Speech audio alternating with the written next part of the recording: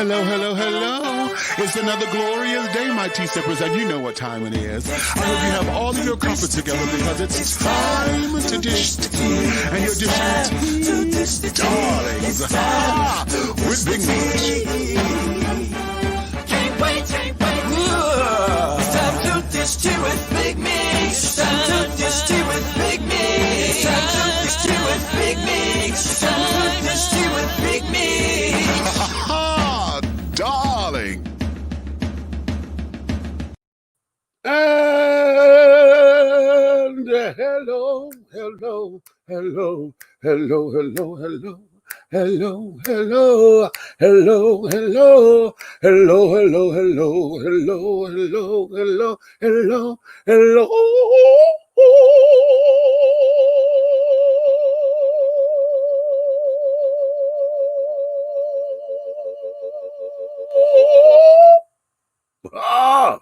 Hey, what's going on? What's going on to all of my tea sippers, my crumpet dunkers, my tea brewers, my pot stirrers, and my tea leaf readers? What's up, babies? What's up with all of you? It's another glorious day, darlings. I know you know what time it is, so you have all of your crumpets together, my darlings, because it's time to dish tea. And you're dishing tea, darlings, with Big Meat. What's up, babies? Hey, listen, y'all gonna see my eyes divert from this little screen from time to time because I got the Emmys on, right? Regina King just won. Regina for Watchmen. She just won for Watchmen. So I'm sitting up here, I am rooting for my sister friend, honey, Miss Flame Monroe. Now, if y'all have watched her special on Netflix with Tiffany Haddish's They Ready. Her episode was nominated in the Best Directing category. And so, you know, the director and she, if they win tonight, honey, both of them get an Emmy. So I got all of this going up for Miss Flame tonight, honey. I hope she brings home. But right now, honey, she's floating because she got the nomination, child. And after what she has endured in this career and carried on, honey, being one of the first trans women in comedy, you know, she's opened up a lot of doors and things. And so I'm hoping that the victory is hers tonight. So I'm keeping my fingers crossed. So I'm going to be looking up here from time to time. But today is a soulful Sunday. And today, honey, I said today that I titled the show, Inspire Your Desire to Inquire and to Acquire. Okay? Inspire your desire to inquire and acquire. Okay, this is all about. Today, I'm going to read a few selections from both of my books, and then we're going to get into what it is today about being. How can you be someone else's muse? How can you be a muse for yourself? How can you get into understanding, overstanding, innerstanding, outerstanding, what this thing is that we call life? Every now and again, you know, we need to take a few moments to where we can reflect and not only do some introspection, but also do some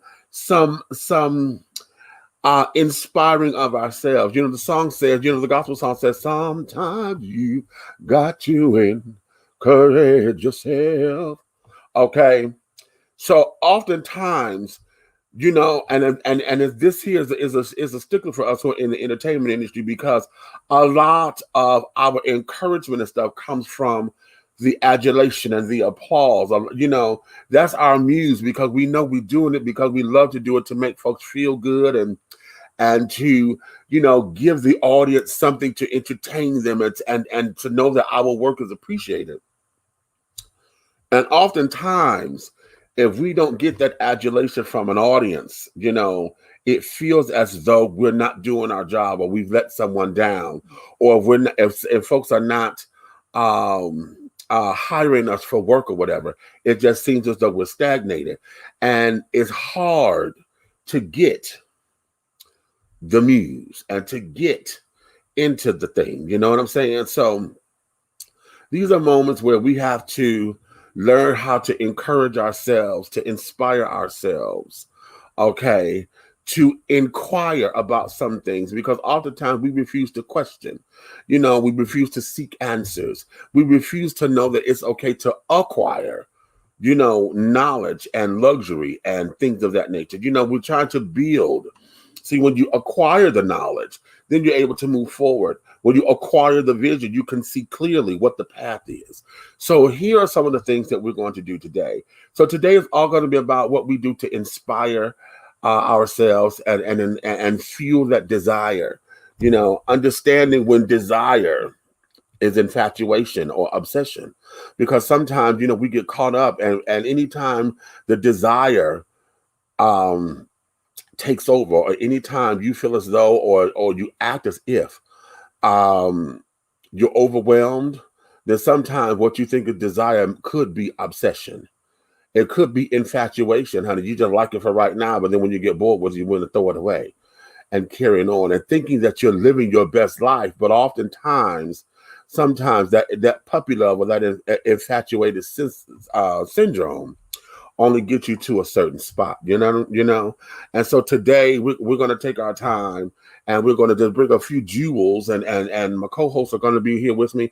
I'm going to let you come in the comments on some things. I want you to sit down and share some words of wisdom, some pearls of wisdom, you know, that's going to sit down there, and we can all take and learn from each other and learn how to inspire one another to get to the goal. The ultimate thing is to get to the goal. Now, the question is, have you set goals? Do you know where you want to be? Diana Ross said, do you know where you're going to, honey?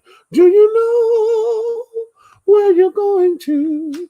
Do you like the things that life is showing you? Where you're going to? Do you know? All right, let me let my co-host come on up in here. Come on. And let me say hello to the children. Hello. What channel is the Emmys on? Huh? What channel is the Emmys on? ABC? ABC, yeah. Okay. Yeah. I just wanted to know. Let me go to the comments, because we got folks that came up in. Okay, hello, Miss Helena Hologram. Baltimore is in the place. Okay. Hello, people. Okay, brother. Hello. Hey, Eric. What's up, Buck? Okay, Theo. Hey, Theo. man extraordinaire, honey. Theo was the child who worked on my show. He did No Time for the Pain for us both in Detroit, and he also did it. Did we bring you here, Theo? I thought we did. I thought we brought you here for a minute. Did we bring you here? I forgot. Okay, but nonetheless, he was the right guy for us. And when 1515 Broadway was up and running and things of that nature. So, okay, right here and right now, we're going to get started with a couple of things, because what I want to know is, what is it that you do, Nick? Give the audience a couple of things that you do when you have to inspire yourself or get into that space of understanding who you are, understanding that, okay, I need to get into a whole idea to pick myself about the slums and the dupes and things. What is it that you do? Talk to the people for a second. Go ahead. Well, guys, I'm in that right now. So I am kind of mentally tired, emotionally tired right now. So my thing, hey, Eric, how are you? My thing is, I need to be by myself.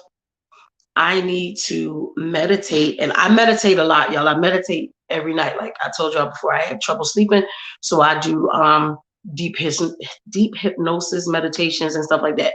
But when I'm going through stuff, YouTube has a plethora of different meditations that could help you through anything, from manifestation to just cleansing the negative energy. So I'll find one that I need for that moment. Like tonight, I think I've already selected the one that I'm going to use.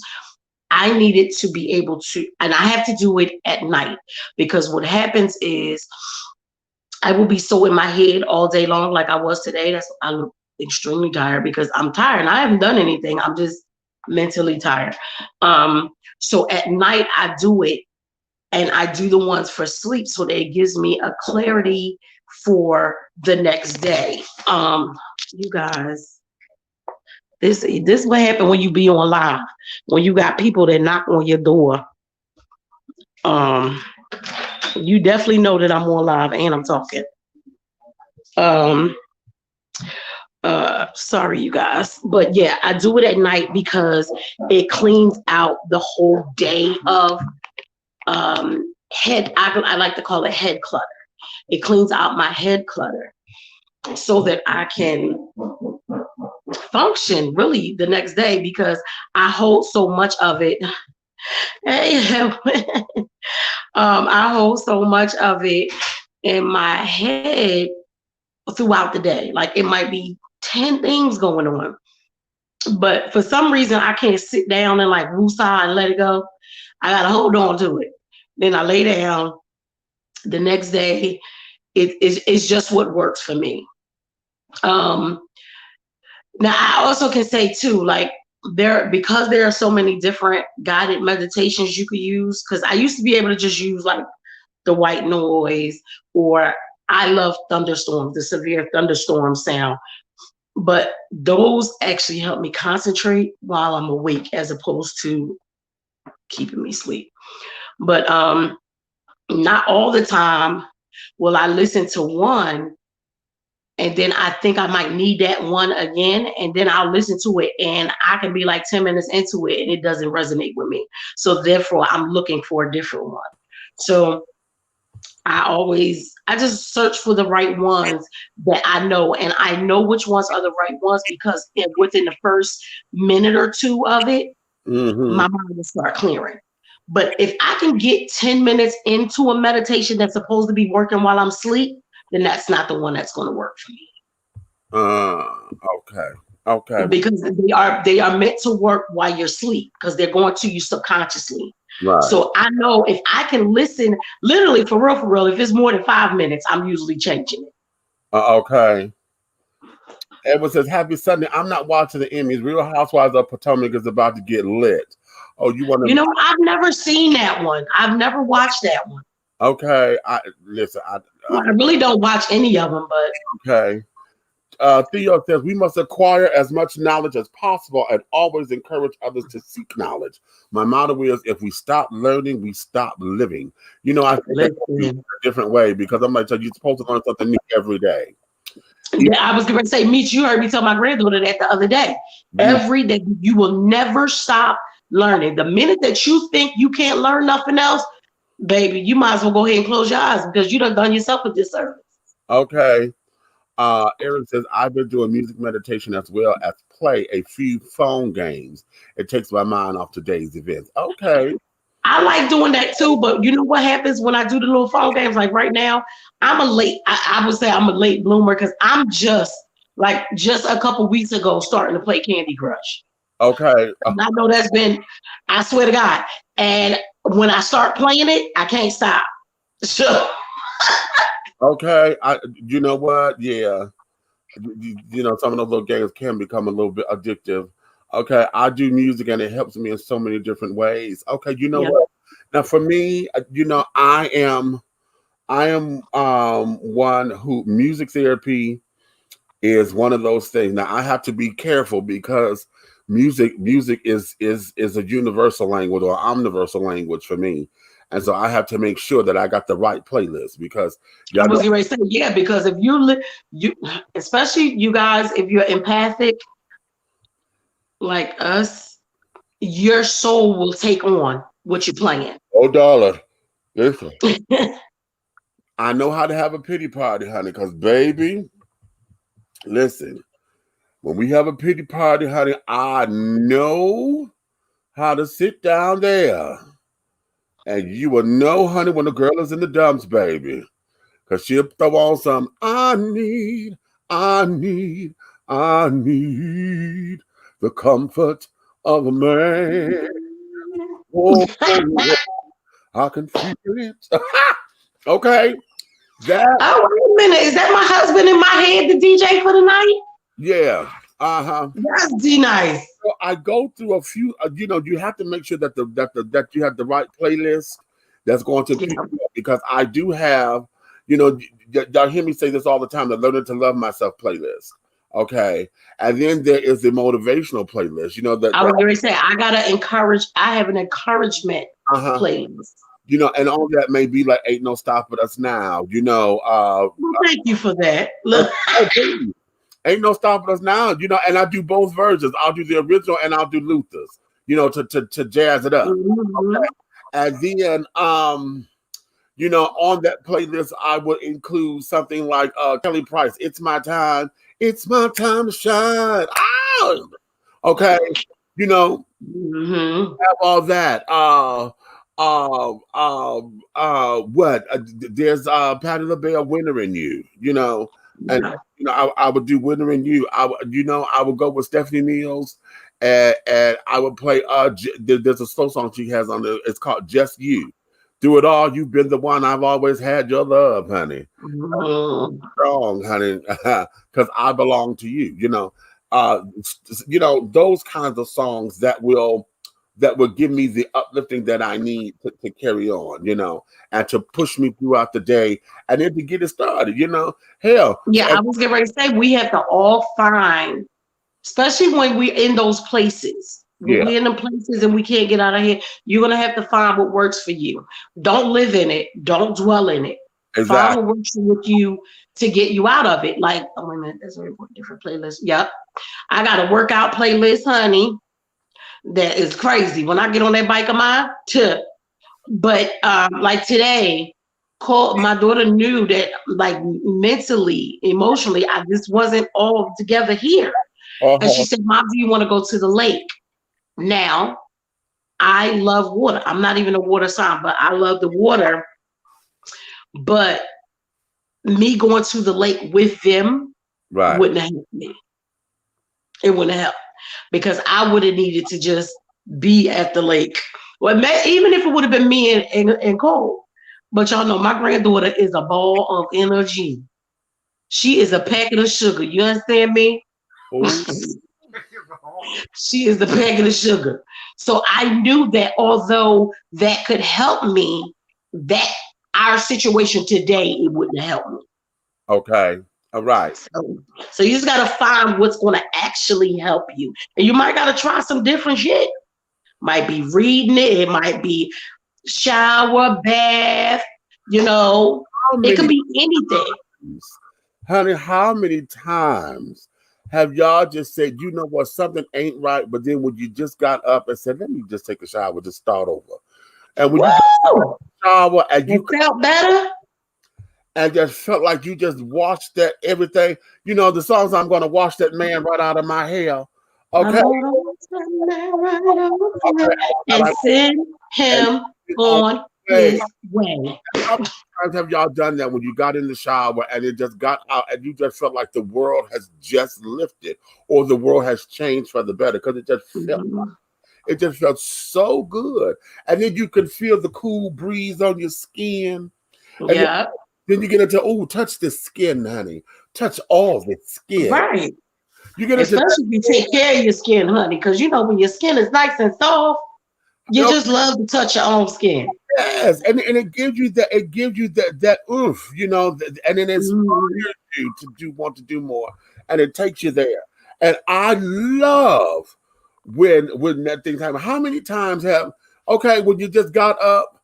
And a lot of times we run to comfort foods or whatever, but y'all know that first bite is always the bite because everything else after that is just added. You just chasing it. I like that because the first bite is always the one that sits down there and just calms your nerve. Like, I needed that. Mm-hmm. Y'all know, for me, anything that got some dark chocolate. Oh, child. Okay. Don't give me a dark chocolate truffle. Okay. I was trying to told y'all. Look, I was trying to told y'all. Okay. Listen, that was not your computer, honey. We Yeah, we had to get that one to y'all. Yeah, no, we got stuck. We got stuck. Y'all better be glad I'm back on this me losing my weight journey, because honey, and I ain't really had no snacks and sweets and stuff. But Okay. y'all, oh, and you know what's another one? Y'all, Meech got me these cupcakes when it was my birthday. Oh, Baby, these things was chocolate with a chocolate ganache in the middle. oh, baby, what no? Oh my God. Was it those just the absolute, just okay? And every time I see them in the store, I just want to buy them. But I've been like, no, bitch, you know you can't have that. Have it. But when I tell y'all, Take this. if you need something to take your mind off something, Okay. those cupcakes right there, or a real good dark chocolate truffle, because that's what them cupcakes remind me of. Okay. A dark chocolate truffle. Baby, I'm trying to tell y'all, change your whole life. Okay, now listen. Here's what we're going to do. Okay. And I think what I want to try to put a little bit of music behind me. I just thought about it now. I'm going to read to y'all a couple of excerpts. This is from my first book, Awakenings, Epiphanies Along a Spiritual Journey. Okay. Now, Yeah, that's the one I don't have, because we getting this yeah, this one is the reprints are we're gonna have this back in stock within the next couple of weeks. I went to the printer finally. Well, anyway, we went to the printer, and we're about to do the reprints of the first book, because the first book and the second book, Revelations, Affirmations, and Confirmations, I'm going to be selling them as a set.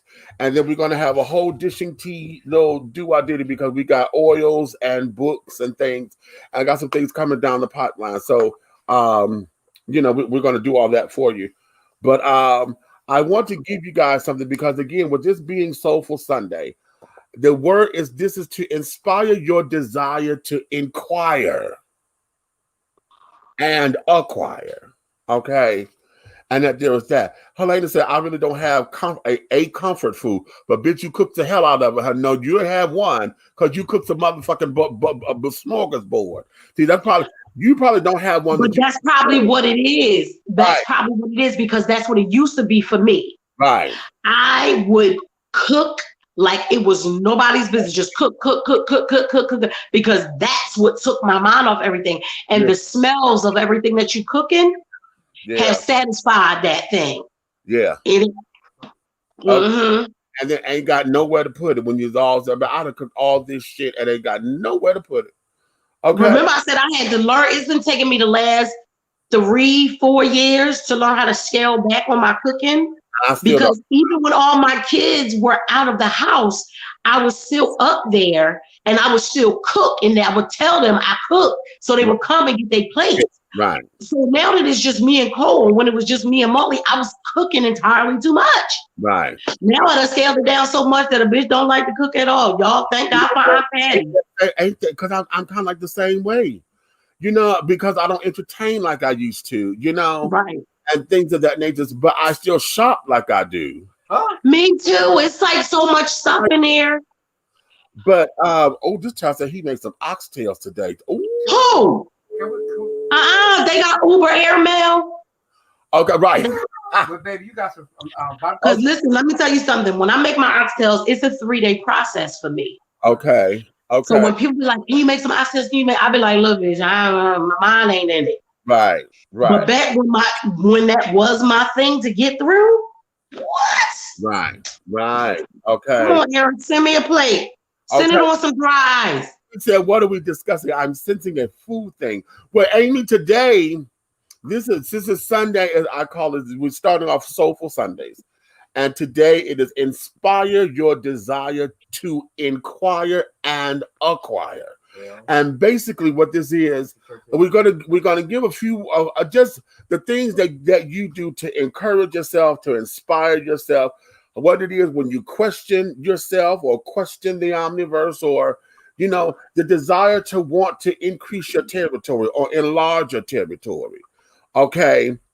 And Karen, yes, what you say? Thank you for letting us know we lost a music icon. Yes, we did. And for those of y'all who did not know, one of the sisters of the Emotions, Miss Pamela Hutchins, she passed Friday, but they just let everybody know today. She passed. She was 61. As a young woman, 61, and she passed. So go on my Facebook wall where I have the announcement. Up under there in the comment section, I posted the interview that I did with the Emotions on the radio version of our show.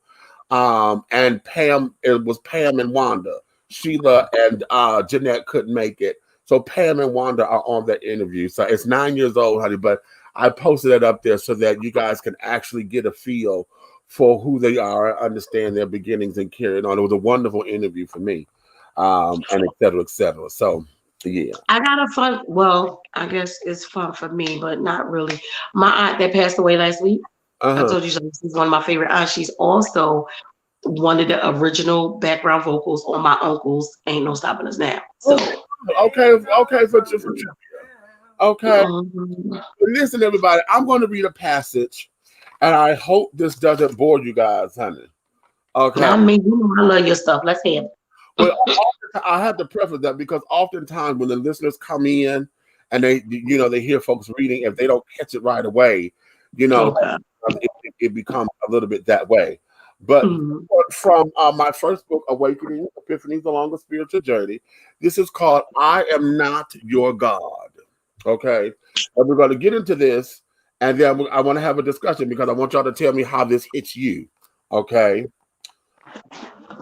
As I ponder about what my next move would be to advance myself closer to my goals and aspirations, I reflect on a conversation I had on a movie set with another actor. As we were talking, she and I were exchanging encouraging words of love and support, in addition to sharing testaments of what we have experienced along our journeys.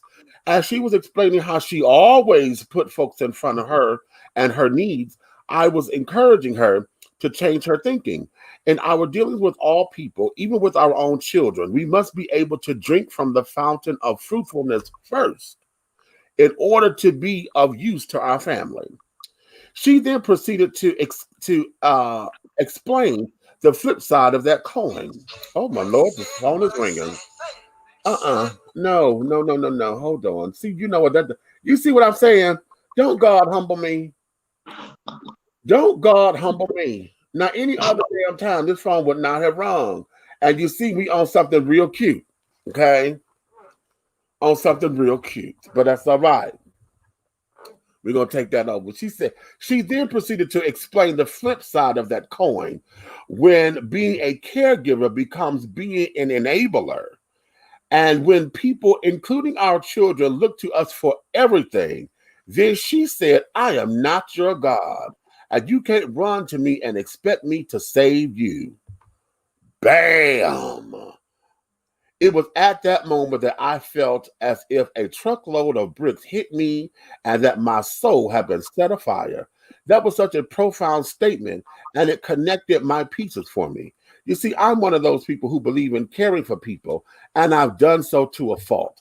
The fault being that I neglected me for their sake. When I would pray, I was asking the ultimate divine to show me how not to get in his or her or its way.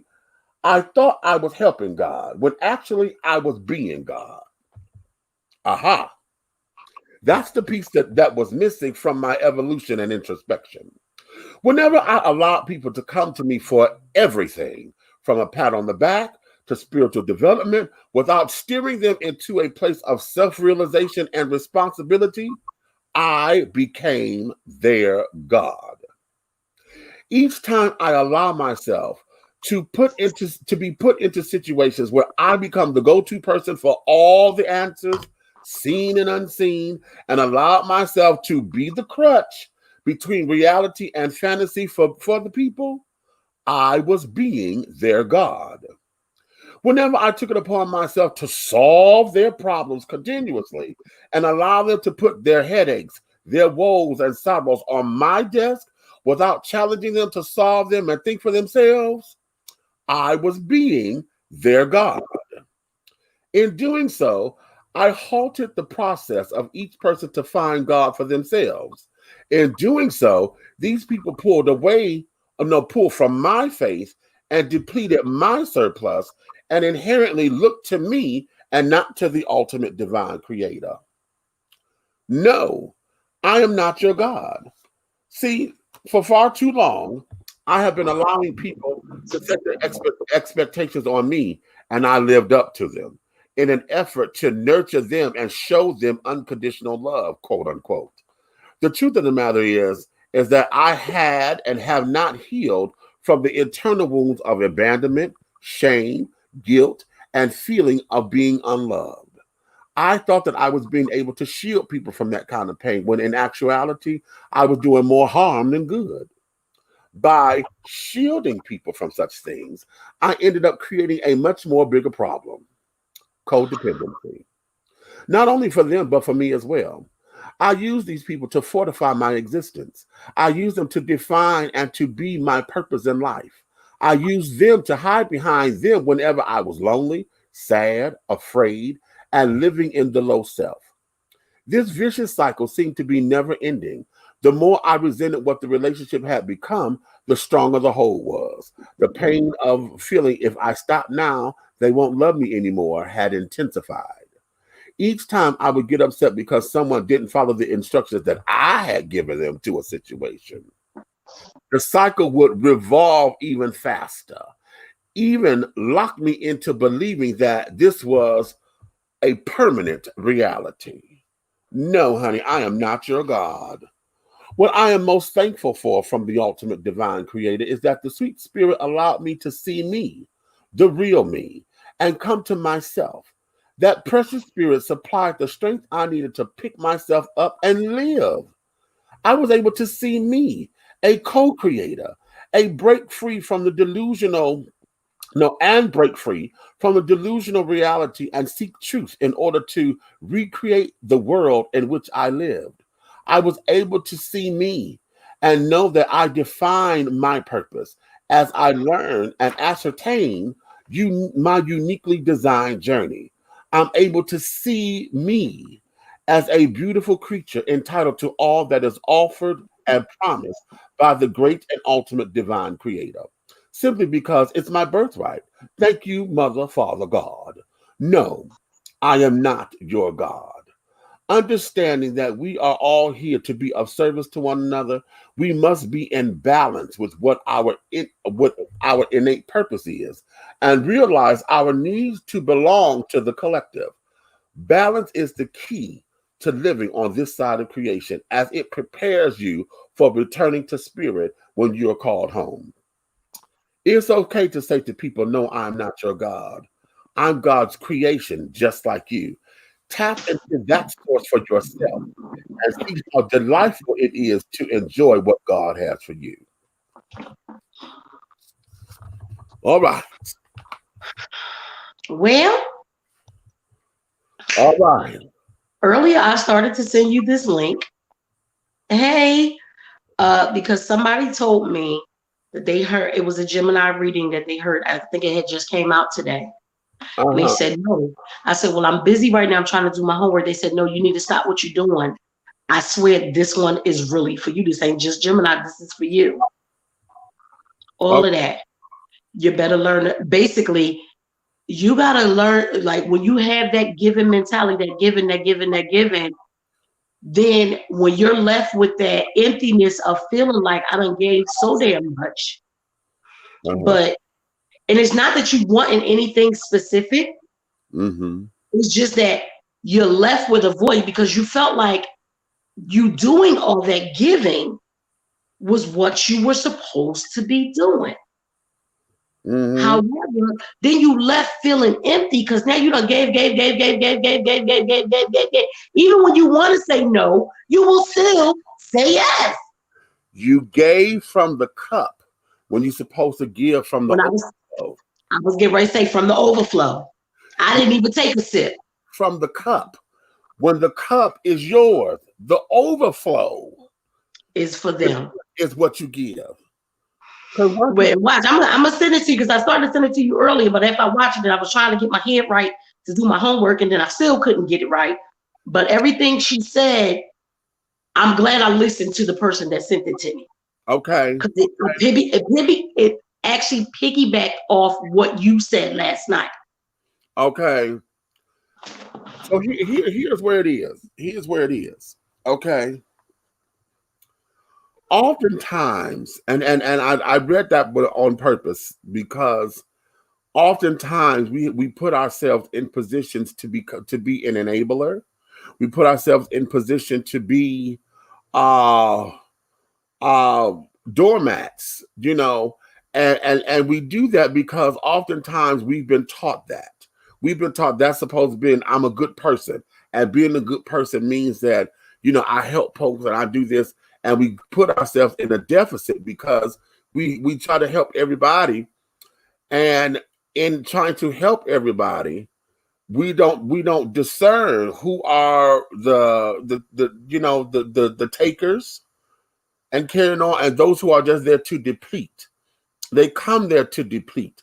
And so oftentimes you end up in a space where you can't thrive. All of your dreams, your goals, your aspirations, you don't do anymore, or you don't pay attention anymore because your world has started to revolve around theirs.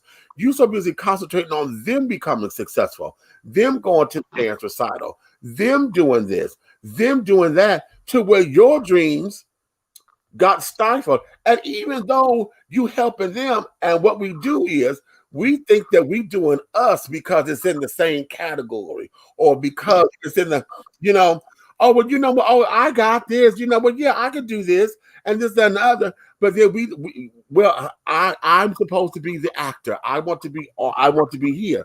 But yet I'm doing your resume. I'm making sure you get headshots. I'm sitting here making sure you go and get enlisted on all the damn audition notices and carrying on. Asking you, did you check your email? I'm so busy. Did you do your paperwork? Right. I'm managing your career and I'm not doing mine. Listen, I'm trying to get out of that with Cole right now. Okay.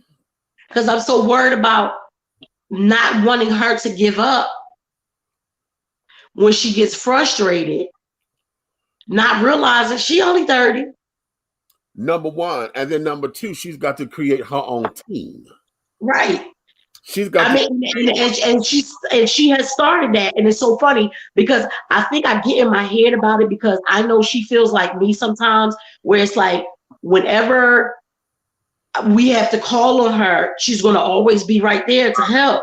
Right. So then when she gets overwhelmed, instead of her asking for the help ahead of time, she'll wait till she get overwhelmed. So now I'm feeling guilty. I don't know what the hell I'm feeling guilty for because I ain't did shit. Because had you asked me for the help when you first needed it, instead of when you got overwhelmed. And that's the lesson. That there is where we have to try. We got to inspire that desire. This is your work. You can't wait till the last minute, honey. What's the 7 P's? Poor planning prevents proper. Wait a minute, I'm fucking it up. Oh, piss poor planning prevents proper.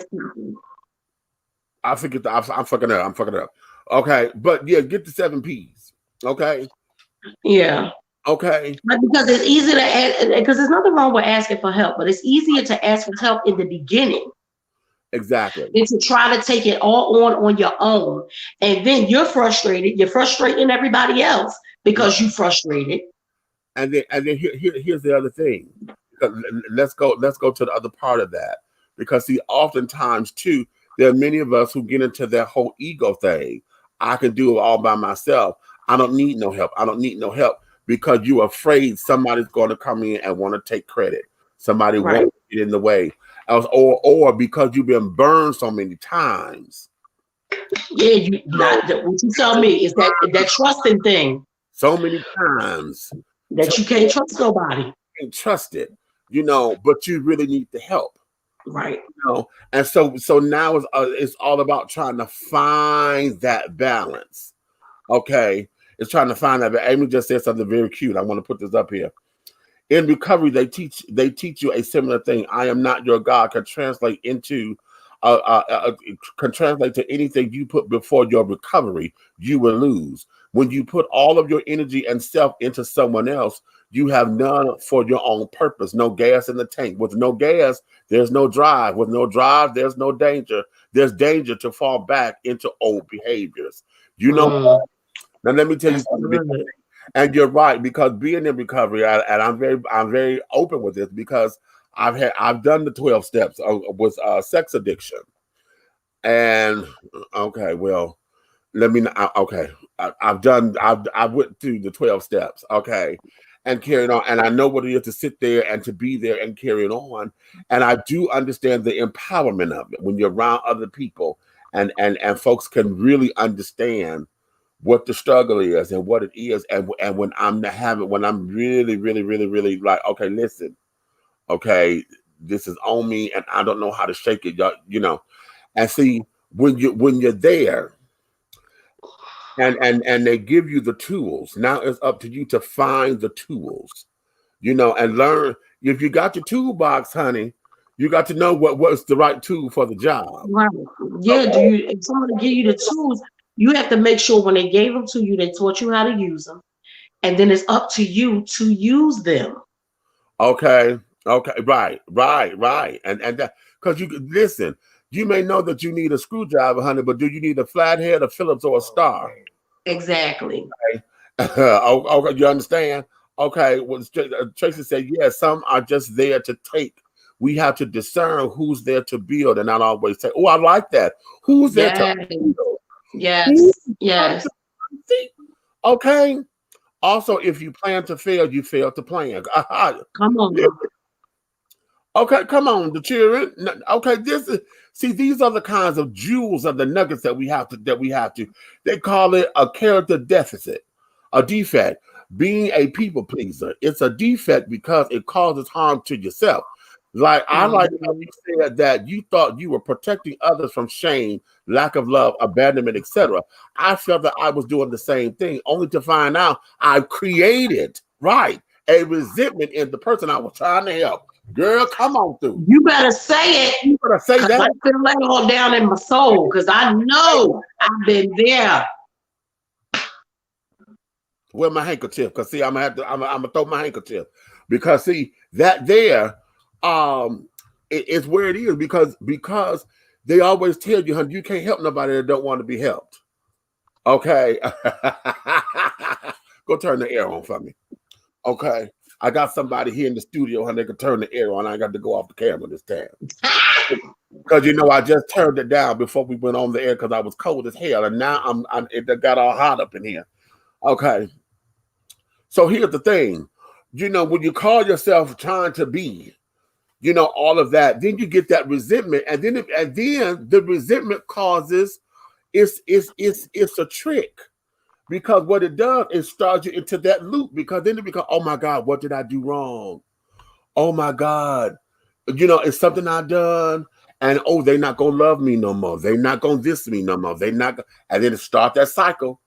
It start that loop. See me raise my hand because I had to come on down to the altar, honey. Wait, here's the other one. How about this?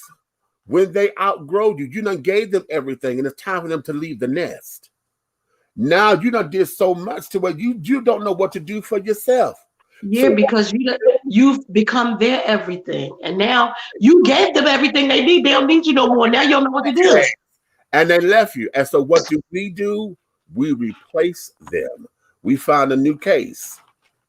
We find somebody. Listen, I had to tell my kids, and I had to tell them, I'm sorry for this, because please stop bringing home strays.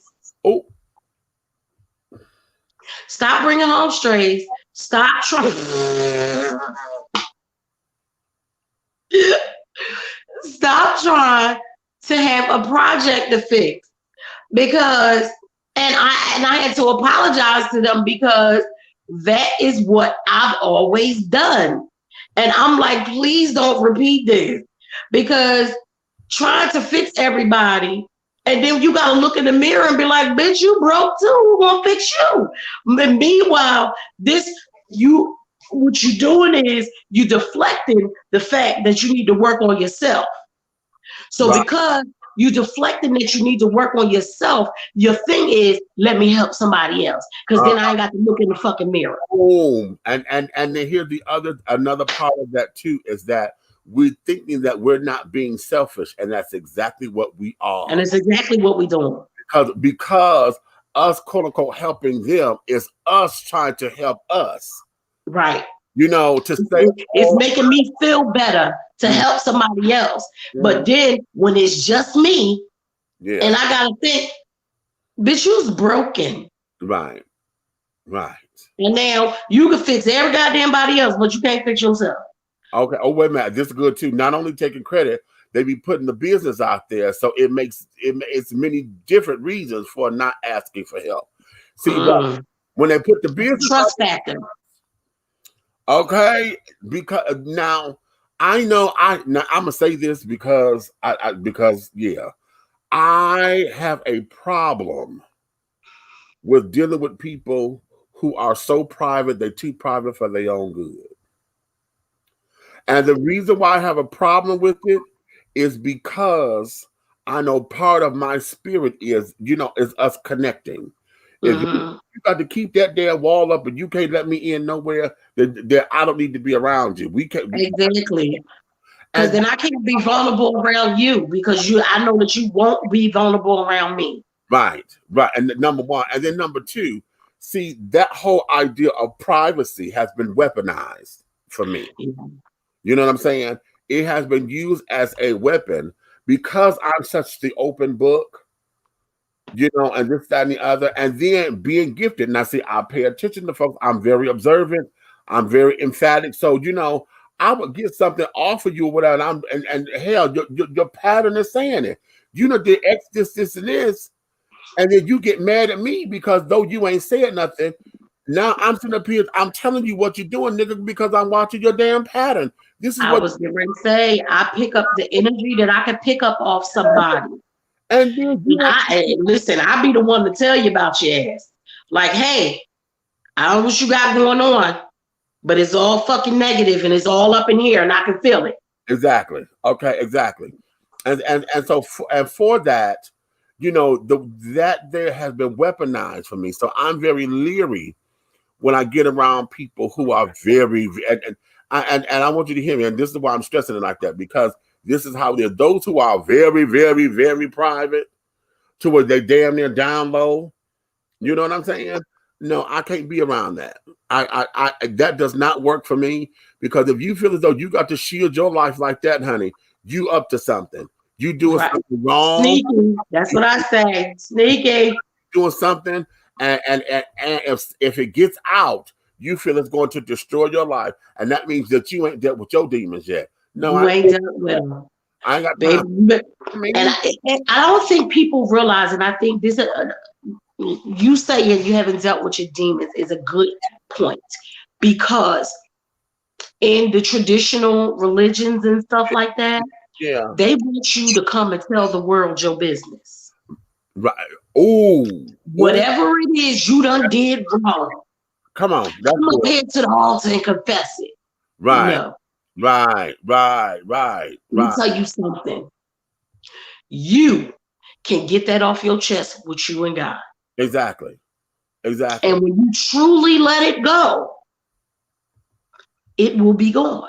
And when I say when you truly let it go, because remember the conversation we had earlier today, Meech. I told Meech, you guys, I asked God for something. And when I tell you, he instantaneously, the very next day, took it off me. And I was great for years and years and years. But then not God, but my mind. Oh, brilliant. My own desire failure that I could fix this. Went back to the same motherfucking thing that I asked him to take away. That's how I know you ain't got to be Catholic people. You want to go confess to the priest. Priest, I'm not telling you shit. Okay. But what I can do is go in my room and either lay down, sit down, kneel, whatever I'm doing that day, and talk to God myself and release it. And when you got those deep, dark secrets that you feel like, oh my God, if somebody find out, I might die. Now, it might be somebody that you want to confide in. If that's the case, do it. But don't feel like because all the churches and modern religions and stuff make you feel like you got to go and tell them. Right. See, Because I ain't seen nothing in none of them books where God said I got to go tell somebody else. this is what it is, because see, again, that's that inoculation that we get, because we've all been trained and raised in certain ways, because coming from Black families, and I'm sure there's some white families and other ethnicities that feel this way, that taught this, because I've heard it. Our business is our business. Did you put your business out there in the street? What goes on in Don't put the business in the street. What go on in this house, stay in this house. What goes on in this house, stay in this house. Don't you understand? So oftentimes we have a lot of hurt, a lot of pain that doesn't get addressed and carried on, and folks are walking around trying to process that, or how to do that. You know what I'm saying? And so because of that, we have been inoculated with, you only tell the preacher or this, that, and the other. But then when you tell the preacher, what ends up happening is that becomes a point of contention, because now that's sin. And so now we got to address it, because sin came up in the church. Or even if the preacher don't say your name, you become the sermon. You become the sermon, okay? And that there, and even though they might not say your name, they talk about you. And your head is running around like, well, who did he tell it was me? You tell it, right? And so it becomes a little bit that way. And because of that, we have all learned how not to trust. And then we end up holding on to these particular things. And then we try to find external things to fix it. You understand? And so then when we're looking to fix it or to cover it up or to run away from it and not deal with it, it ends up matriculating and showing itself up in many different facets. One of the things is, for those of us who are enablers and caregivers and that kind of thing, that there is where it is, because oftentimes we got inoculated with what would Jesus do syndrome, and wanting to be a good Christian and trying to save my soul, and this, that, and the other. And then we've all been told how it is so that way to be selfish. If I'm doing this and I'm being selfish and carrying on and blase yakety spleen, and that there is not the tea. And so the idea of self-care, self-help, and all that goes out the window, and it becomes foreign, or it becomes cliche. Because you wind up feeling bad. Yeah, you wind up feeling bad. Right. You want to do something for yourself. And I know that, like, as a parent, and me, I know there are no biological ones, but you have children. Yeah. And I used to always get the thing where if I went into a store and I knew I needed something, I would still buy shit for the kids. Right. Because I felt like I couldn't just buy me something and not buy them nothing. Right. It's like, is this thing that we get as a parent and you just feel guilty? It's like, even if they need shit, but I'm the one who needed something. Right. I still felt like I had to find something that I felt like they needed. Right. To justify me taking care of myself. Hold on. And don't get the one child that always got their hand out. You didn't buy me nothing? Girl, let me go to these comments. I'm going to let you sit on that one. I've surrounded myself with people who need something, and I've tried to find the solution to that need. What I'm missing, though, is helping myself. Focusing on my personal success, I've always felt selfish, and it's difficult to allow myself the freedom to do so.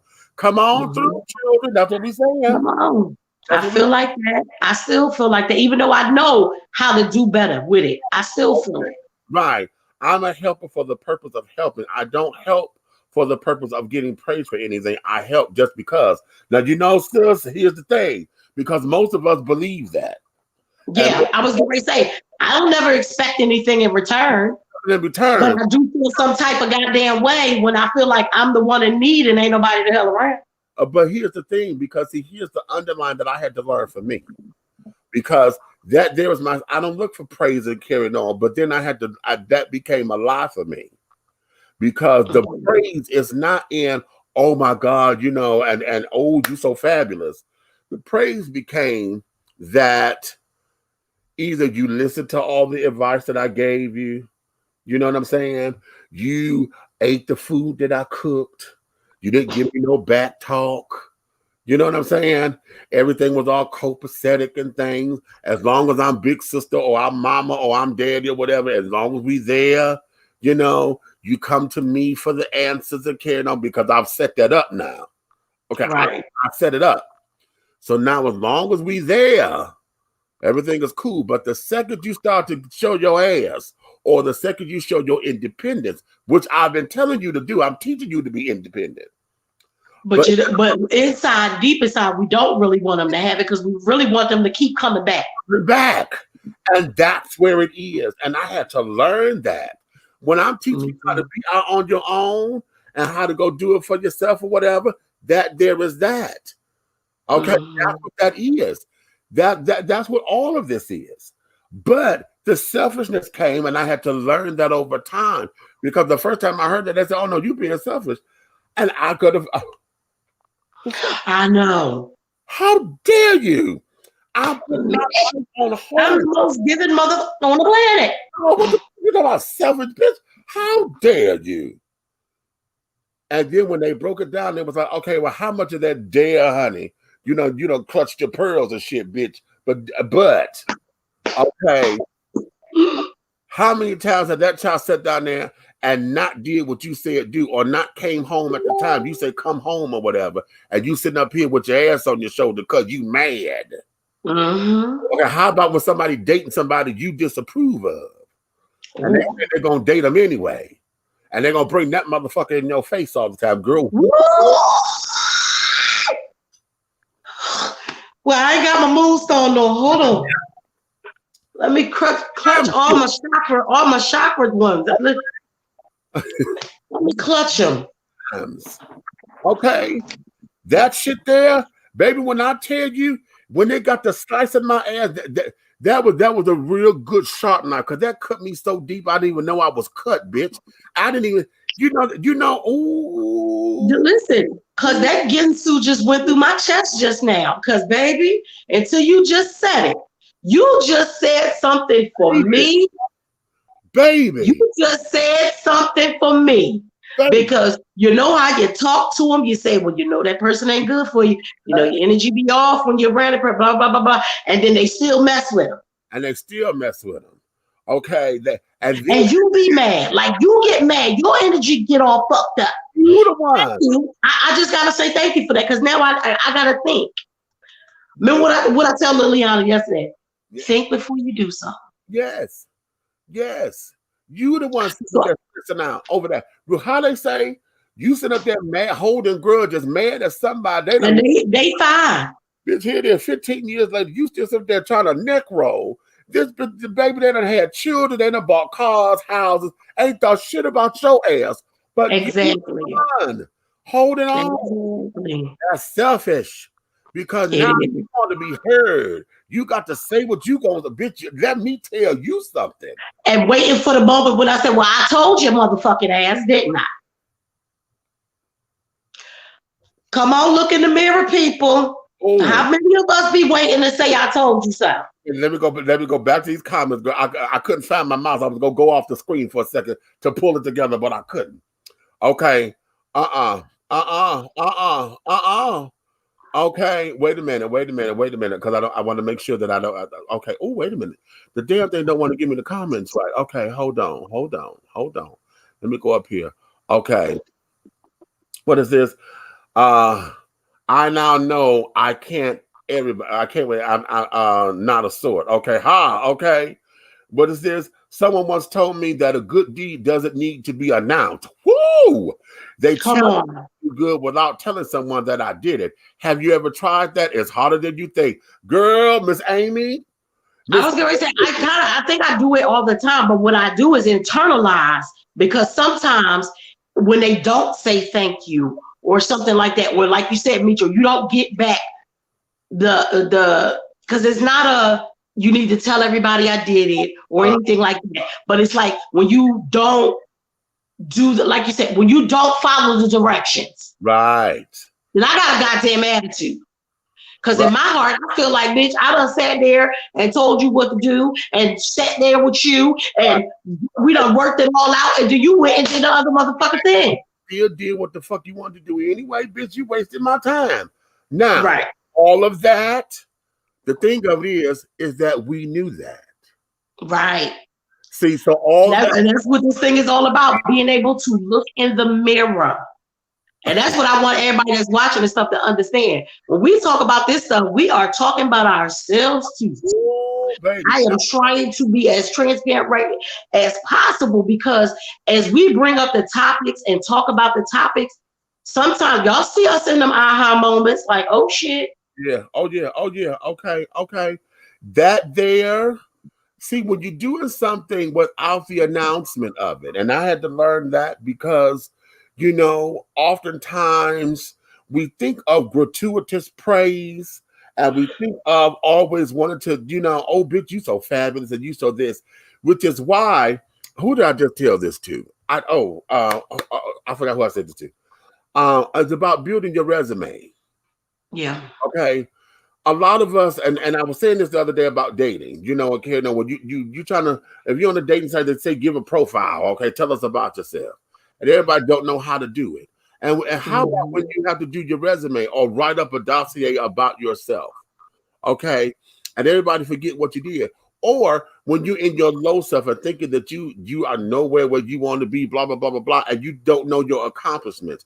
When you sit down and think about all the shit that you've done and put it in essay form, you be like, I'm a bad bitch. I done did all of this, you know? And oftentimes we forget that. We forget that because we're so busy focused on everything else. We forget to go to those places to where I need to focus on me because we have the externals take that away from us. You know what I'm saying? Let me ask y'all this. What about when you do something that you know is great for you, like you know it's great, and everybody on the planet could be congratulating you, giving you all the praise and everything, but it's that one motherfucker that you want the praise from that don't give it to you, or said it was a bunch of shit, or it was all right, but you could have done it was oh, that's all right. I'm gonna tell y'all this. I tell y'all I like to be, I try to be as much as an open book with the topics that we talk about. Me and Tate was talking about this, and I was talking about my first husband, and I said, when I got that degree in February, I was so proud of myself. Yeah. People don't understand how we got our degree, Mitch. It's a 4-year program that we did accelerated. Right. So we did a 4-year program in less than 3 years. Right. And we were not part-time. It was 3 years because we went part-time. We would have done it in a year and a half. Yeah, mine was full-time, part-time, part-time, full-time, part-time, full-time, part-time, part-time. So mine was like 2 years and a couple months. So I remember everybody, oh my God, we're so proud of you, we're so proud of you, we're so proud of you, we're so proud of you. Now I tell Brian, because in my mind, I want him to be proud of me. Right. Brian was like, oh yeah, that's good. Now what you gonna do? Right, and that's all you got. That's all you're gonna give me.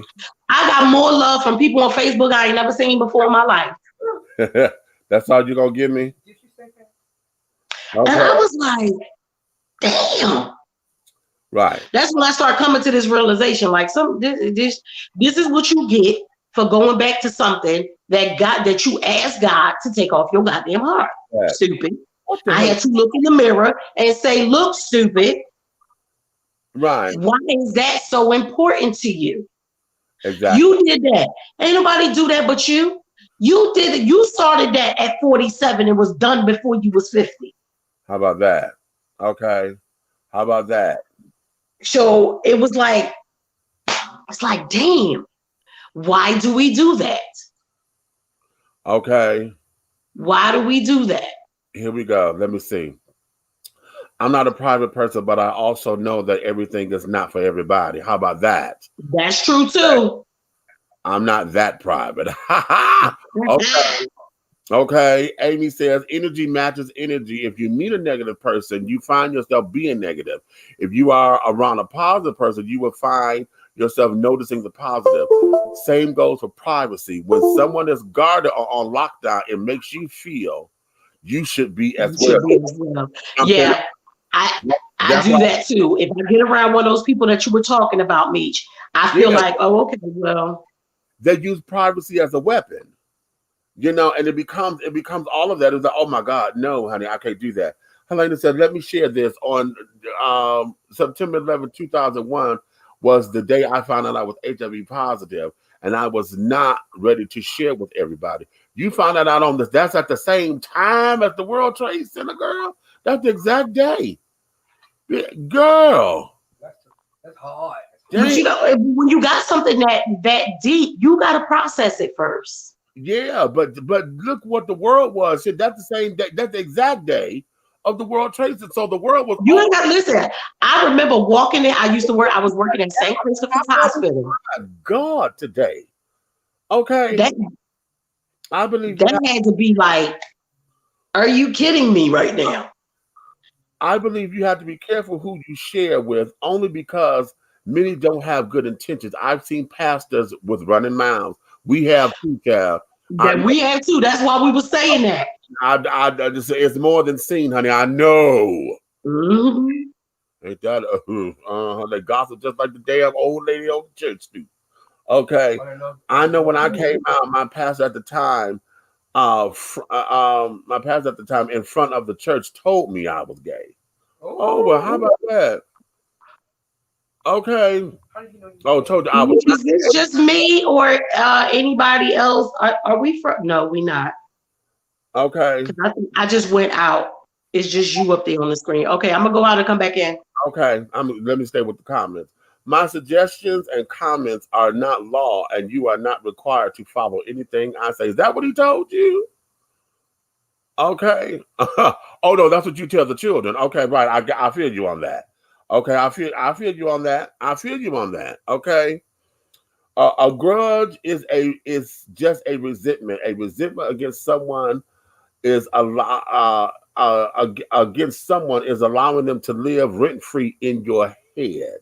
Let me repeat that one more time. A grudge is just a resentment. A resentment against someone is allowing them to live rent-free in your head. In your head. You better say that, Amy. In your head.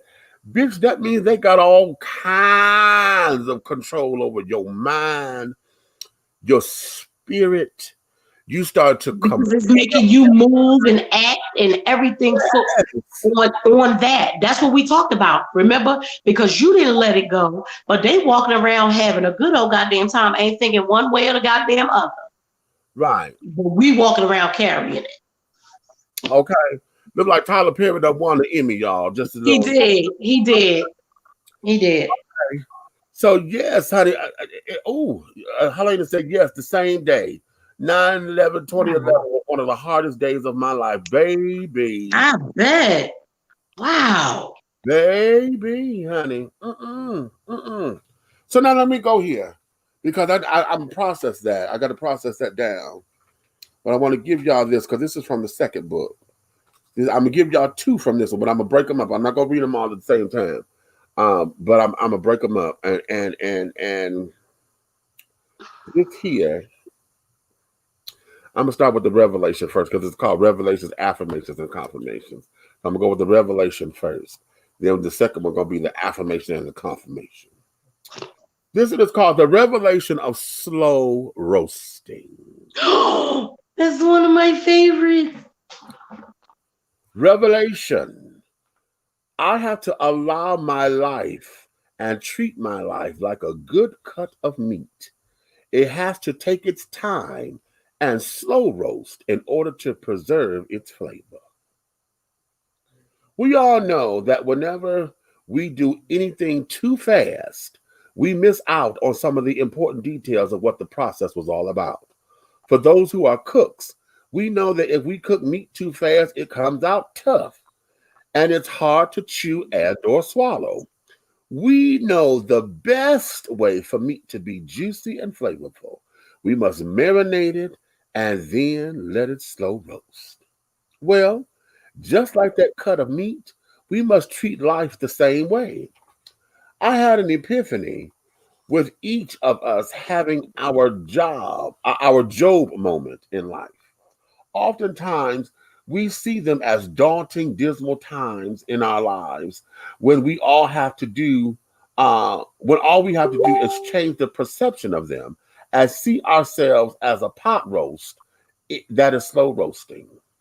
When we slow roast, we allow for the seasonings to infiltrate each and every spot of the meat, keeping the flavor intense so that each bite would be an epic experience. The natural fat of the meat is there to infuse each bite with flavor and the succulent juices to keep the meat moist and inviting for any and all of those who partake of it to enjoy. Ooh. When we slow roast, we know that it will take time before the meal is ready, and the smell of the marinade keeps us anticipating each bite and has us yearning for the experience.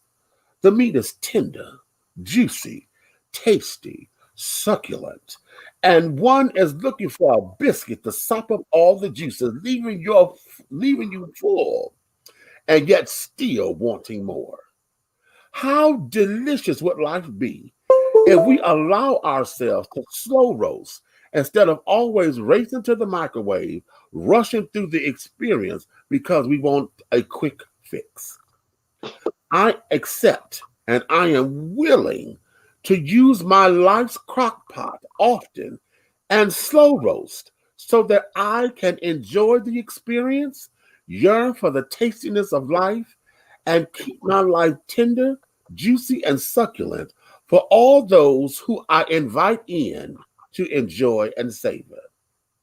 And my life is BYOB. Bring your own biscuits, baby. Come on. Come on through. Come on through, honey. That's the second book, Revelations, Affirmations, and Confirmations. Okay? Yes, sir. We always in a rush. We Always in a rush. Slow down. That there, again, we want to inspire your desire to inquire and acquire. Okay? Because oftentimes, how many of y'all think that y'all all that in a bag of chips? I am. Okay, y'all always said a bitch, I'm everything. Honey, I'm all that, a bag of chips and a Diet Coke with a bag of peanuts, Planters peanuts. Okay, you know, we sit up there, we say all that shit. This child over here talking about so she a 12-piece of Popeye chicken.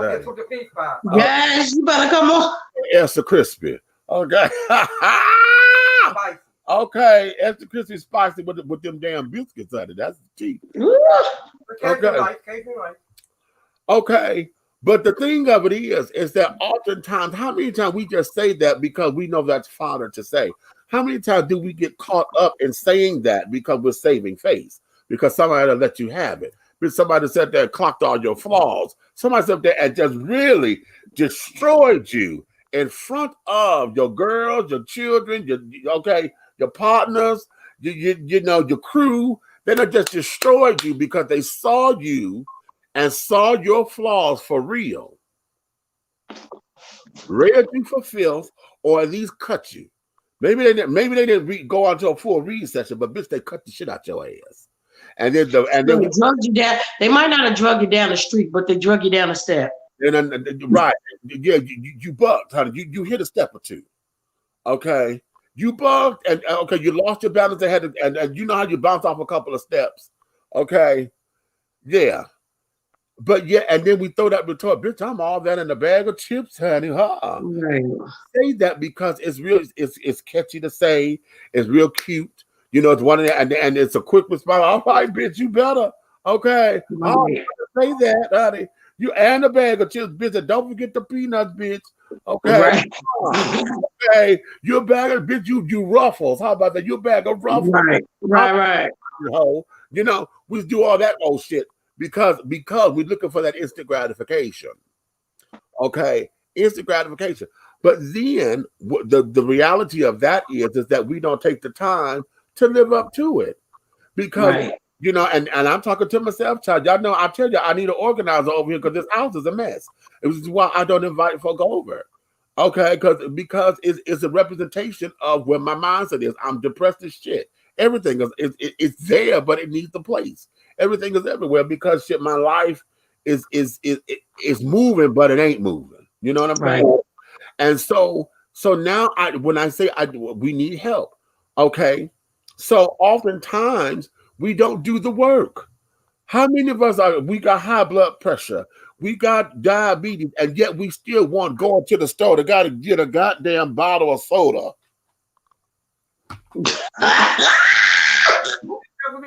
Okay. This used to sell our business. I did. Okay. I sure tell did. Okay. Listen, we know. Wait a minute. Oh, wait a minute. Let me give y'all this story. Let me give y'all this. And even though I was a child, I still did it. Okay, because I knew better. I had just had an allergy test. Mm-hmm. Just had an allergy test. And back in the day, they do it a little differently now. See, now when they do it, they take all of their needles and they push it on your back, you know, and they don't necessarily your arm. I had mine on my arm. They put it on your back, and then they put the droplets on because the pins and already give you a little scratch or whatever. Well, before, what they would do, they would on my back and they would mark you. They put the drops on. They would go through and scratch you, right, to see what was going to react. Baby, my back was on motherfucking fire, honey. I was asking God, why was I even born? Because, bitch, I'm allergic to the word, honey. Okay? I was allergic to shit. Why am I here if I can't do nothing? I'm allergic to damn near everything. You say grass, trees, ragweeds, bitch, I'm in the pool. What the hell? I can't go outside and play if I'm allergic to the damn grass. Okay. But, baby, what it was, I was allergic to chocolate. Okay, yeah. Chocolate. And you ate it again. Baby. God, please don't do me like that. I sat down here and Miss Essie Lorraine, honey, told me to go to the store because she wanted a pop, and I forgot what else it was, but I knew it was a pop. Well, sugar, Demetrius had a quarter because, you know, Candy Bars was a quarter back then. Mm-hmm. I had me a quarter, bitch, and I bought me a motherfucking whatchamacallit. You know that. Well, oh yeah, it is still chocolate on the outside. Yeah. Sure is. I bought me a motherfucking whatchamacallit, bitch, because they were real big back in the day. They big as shit. Yeah. Oh, honey, I bought that goddamn whatchamacallit, bitch, and came across the street. I'm just a fucking that damn candy bar up. And my mother say, "What is that?" I said, "It's a candy bar." And baby, when she saw it was chocolate, she put left her hand in my face. She hit me that hard. Her handprint was in my face. She said, "God damn it. They just told your ass that you can't eat this. That you ain't, listen, I don't want to hear you talking about how your back itching. I don't want to hear shit. You better not get up calling my name, talking about nothing about you itching and scratching. And you better not scratch yourself either. Because if you scratch yourself, I'm going to beat your ass." I said, wow. Yeah. I sat down there and went directly to that chocolate that I was just told. Baby, my back was on motherfucking fire. I couldn't even lay down. I'm itching, opening. Oh, my mama. Oh, bitch. And went right to the store. And got that damn chocolate. I was right there on Wyoming and Plymouth. We lived with my godmother at the time. And I came across that mother, baby Lorraine, put her goddamn hand in my face and left it there. Yeah. It took me 3 days to get her handprint out my damn face. You need to be around here the same damn way. Since we moved to Georgia, like a lot of my allergies, I got a lot of them, but I didn't get food allergies. I'm allergic to pineapples, but y'all, I still eat them. I'm not even gonna hold y'all. I just take some Benadryl or something first. I can't not eat pineapples. It just is what it is. But this one, since we got here, is allergic to apples. Okay. So, especially when she first found out, throat closing up, she itching, whatnot. Okay, right. We don't know what's going on. Then the next time we'll like go is the apples. No, not her simple ass. She said, well, maybe it was those kind of apples. So we're going to get some Granny Smith apples or something. Well, I'm going to try the apple pie then, Mom. All right, well, how about if I just try the applesauce? Okay, Heifer, guess who ain't going to the ER with your ass? Right. Right. Because you one of them days, it ain't gonna just be an itch in your throat closing up a little bit and the Benadryl help. One of them days, that shit ain't gonna work. The Benadryl and shit ain't gonna work. Right. Because you don't got to Stop it. And we bringing up those stories because the idea is that we don't take care of ourselves. How many of us shit? I keep saying I got to take off the 60 pounds on a game while I was in school. I got to take it back off. But I have not done the work to. It's all been lip service. I ain't got my ass up in. No, I did it once. I did do it once. I got up and did do what diddy, honey. I said, okay, this gonna be the day. But girl, listen. Back in the day, child, I was trying to lose weight. Bitch, we bought the Slim Fast shake, right? Come on, buy a shake. Slim Fast shake, and the bitch was sitting up there. That the damn strawberry shake was the shake I was having with my hamburger and French fries. Well, I can't say I'm not working out as much as I know that I should. I've lost almost half of the 60. Okay. But for me, I feel like even when I lose the other 30, I'm still going to need to lose some more. But I'm not doing the real work because I'm a person. If y'all go back and you look at all my old Facebook and Instagram videos, you will see me in the gym all the time. Right. Not just because it was losing weight, but because that's where I went to have a peace of mind. So now when I decided, okay, bitch, it's time to get this weight that you done gained off again. We in COVID. Right. So even though I do have an exercise bike in my house and I get on it a couple times a week, before I would have been on it every day.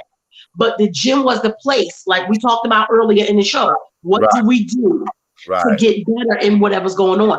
That was my place. I went to the gym. I could be in the gym for 3 hours. And for me, it was not about losing the weight. It was me having a peace of mind. I could write at the gym. Scripts flow out of me like crazy at the gym. Ideas flow out. They flow out. I can clear my head at the gym. Mm-hmm. And even though I can still do a little bit of the work here, the atmosphere, is it what I need it to be for me? Right. So, like I said, I've lost 30, but I probably could have lost all 60 of it by now. Okay, exactly. And I just did the real work. Right, and that's the same thing here. See, we've been in COVID for 6 months. Okay, and Demetrius, know I could have done X, Y, and Z, but my COVID experience was just here to understand what's going on, and I had to unwrap and process. Yeah, process. You know what I'm saying? And so now it's time to move into the next phase because it's been. I know what I got to do, but then my house is a reflection of my depression. Okay. Yeah. This will be clinical. I would say that if I were a doctor, this would be clinically diagnosed as depression. I'm still carrying on. I know it and carrying on, and I can rationalize it, but I know clinically this is depression. Okay. I know the same with me because I've been diagnosed with it before, but you might not see it when you first come in my house. But baby, most of the time my room door gonna be closed. How about that? Okay. Now, it is not as bad as it could be because I know I've been in a deeper depression before. Where shit would just be all fucked up. But I will go in my room and just throw everything in the chair. Okay. One of the things I got from you is right next to my bed. That's the first thing I do. I sit right there and throw everything in the goddamn chair. Okay, right. Same here, right here at the door. The bags of laundry that I did 3 months ago, I just moved them from the chair. Okay, they're still in the bag. Okay, I like this. I get tired of inviting you to the table, and you don't ever bring anything to the table. You don't ever bring anything to the table, and the reason why I bring this up because see, along with that slow roasting and understanding the flavor that you see. Your flavor, a lot of times, see, we say we are bad, bitch, but you don't even know what kind of flavor you got, honey. Are you Lowry seasoned salt, or bitch, are you adobo, or are you a little sasson, or are you okay? Did you use some pink Himalayan salt, honey, and a little garlic and a little pepper, okay? Or are you? Look, is you a little bit of Moroccan cayenne? See, you understand? What you don't even understand what the flavors are that you bring to your own life. because you're so busy rushing trying to get to it. And then because of the ebbs and flows of life, oftentimes we allow ourselves, see, this is when you rush, when the meat get tough. You don't know how to deal when you have a no. You don't know how to bounce back from devastation. And there are times where, yes, we all know devastation can take you out if you don't know how to process it. Oh, glory. Right. You understand? A death of a family member or someone real close to you is enough that will take you out if you don't know how to process or recognize the process. You understand? Remember, what did we just say in the car the other day when we were talking about when you have people around us that have been dying, right? Yeah. And we say, well, damn, such as that they're young, they're healthy, something tragic happened to them. And you're like, damn, they really just wasn't supposed to be gone. And we talked about it. I said, I came to the realization that sometimes God take them away for somebody around them. Exactly. It wasn't about them. It was about, like, and you said, for that person that felt like they couldn't live without them. Now, either you're going to be forced to live, yes, or you're going to die. And that's what it is. Oftentimes in those particular situations, I've come to accept this as one of the reasons, because there are a myriad of them. And of course, we ain't going to know them all because it's too many and carrying on. But one of the reasons that I've come to accept is that the omniverse, that presence, that life force is going to take away the thing that hinders you most. And sometimes it's people. Sometimes, how many of y'all have been in relationships and you knew that you wasn't going to get away from them, but they done died, something done happened, they done got into another relationship, and there was a devastation with you to where the breakup was so bad to where you had no choice but to move. To let go. Yep. But to let it go.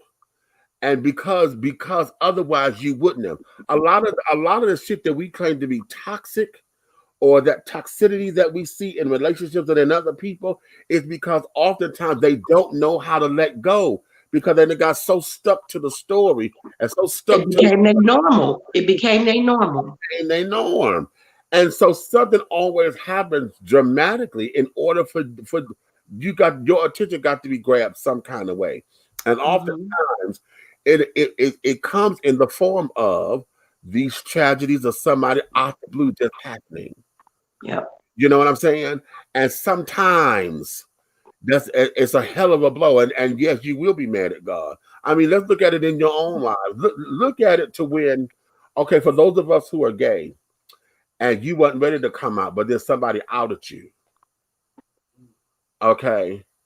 How about those of you who were pregnant and you were trying and you hadn't got to the point where you were showing yet, but somebody that went home and told your mama or told your grandmama or that person that you were trying to keep it from for as long as, and somebody went up there, what we say earlier, they put your business in the streets. Okay, that shit. And you want to kill that bitch. Okay. You really want to knock you want to kill that bitch, resurrect her, and kill her again, just to knock her in her motherfucking head 16 damn times. Bitch, I want to bitch, you went through 16 different lifespans. Okay. But a lot of times, there's a book called Go to Hell by Alfreda Lenoir. And she says in her books, and I love this line ever since I read it, she says, life shows up, so you show up. Because oftentimes we get into this rut. We get into these things where we're ducking and dodging because we don't want to do the work. Iyanla says that best. You got to do your work. Got to do your work. Let me add something to that, Mitch. Like when you talk about like people, maybe somebody did something crazy to you, something happened to you. It may be caused by somebody else or something else or whatever. But understand that sometimes it's not your lesson that's needed to be learned. You may be a part of somebody else's lesson. And see that goes. So sometimes you have to be able to say to whatever your higher power is, God, you know what? I'm not sure what this one is about. And if I'm a part of somebody else's lesson, then okay, let's have it. And I had to come to that. Listen, and that there is another lesson that all of us have got to internalize, accept, and apply. Because I don't care how much we say I'm a grown ass man, I'm a grown ass woman. and my life is my life. I do what I want. No, your life is not your own.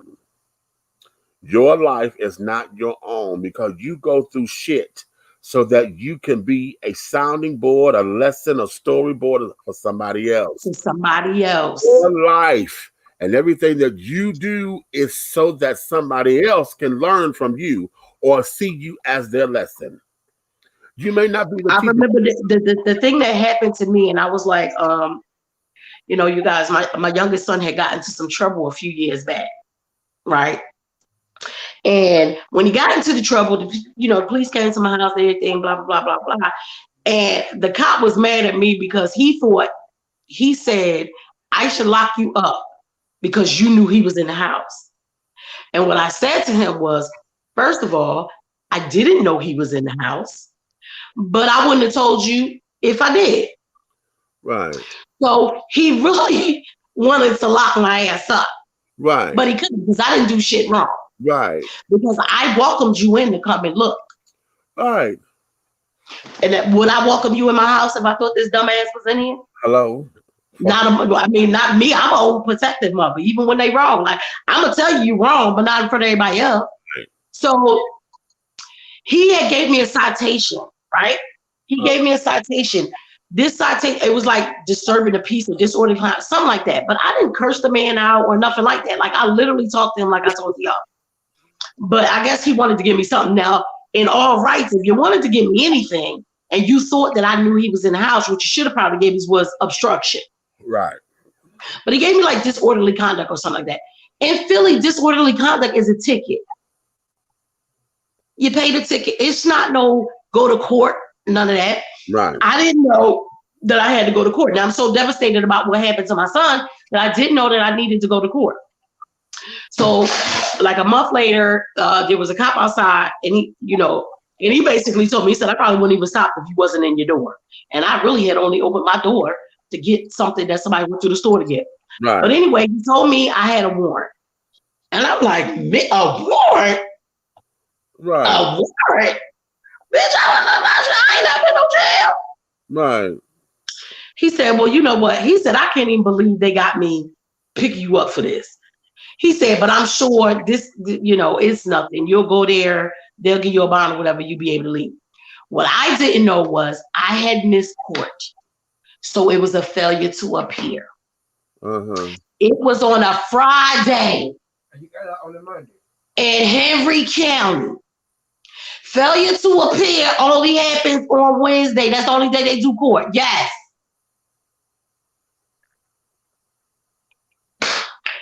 So I'm mad because, but the cop was really nice because my daughter-in-law was down here and she was like, my mom got sickle cell. She need to take her medicine, blah, blah, blah, blah, blah, blah.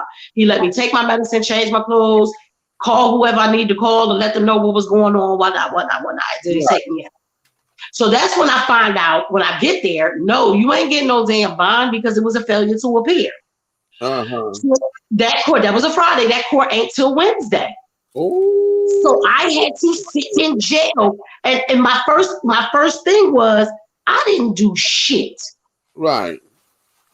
My son did something stupid. He did. He didn't hurt anybody or anything, but somebody could have got hurt. Right. And I said, and the first part is you feeling bad, feeling sorry for yourself.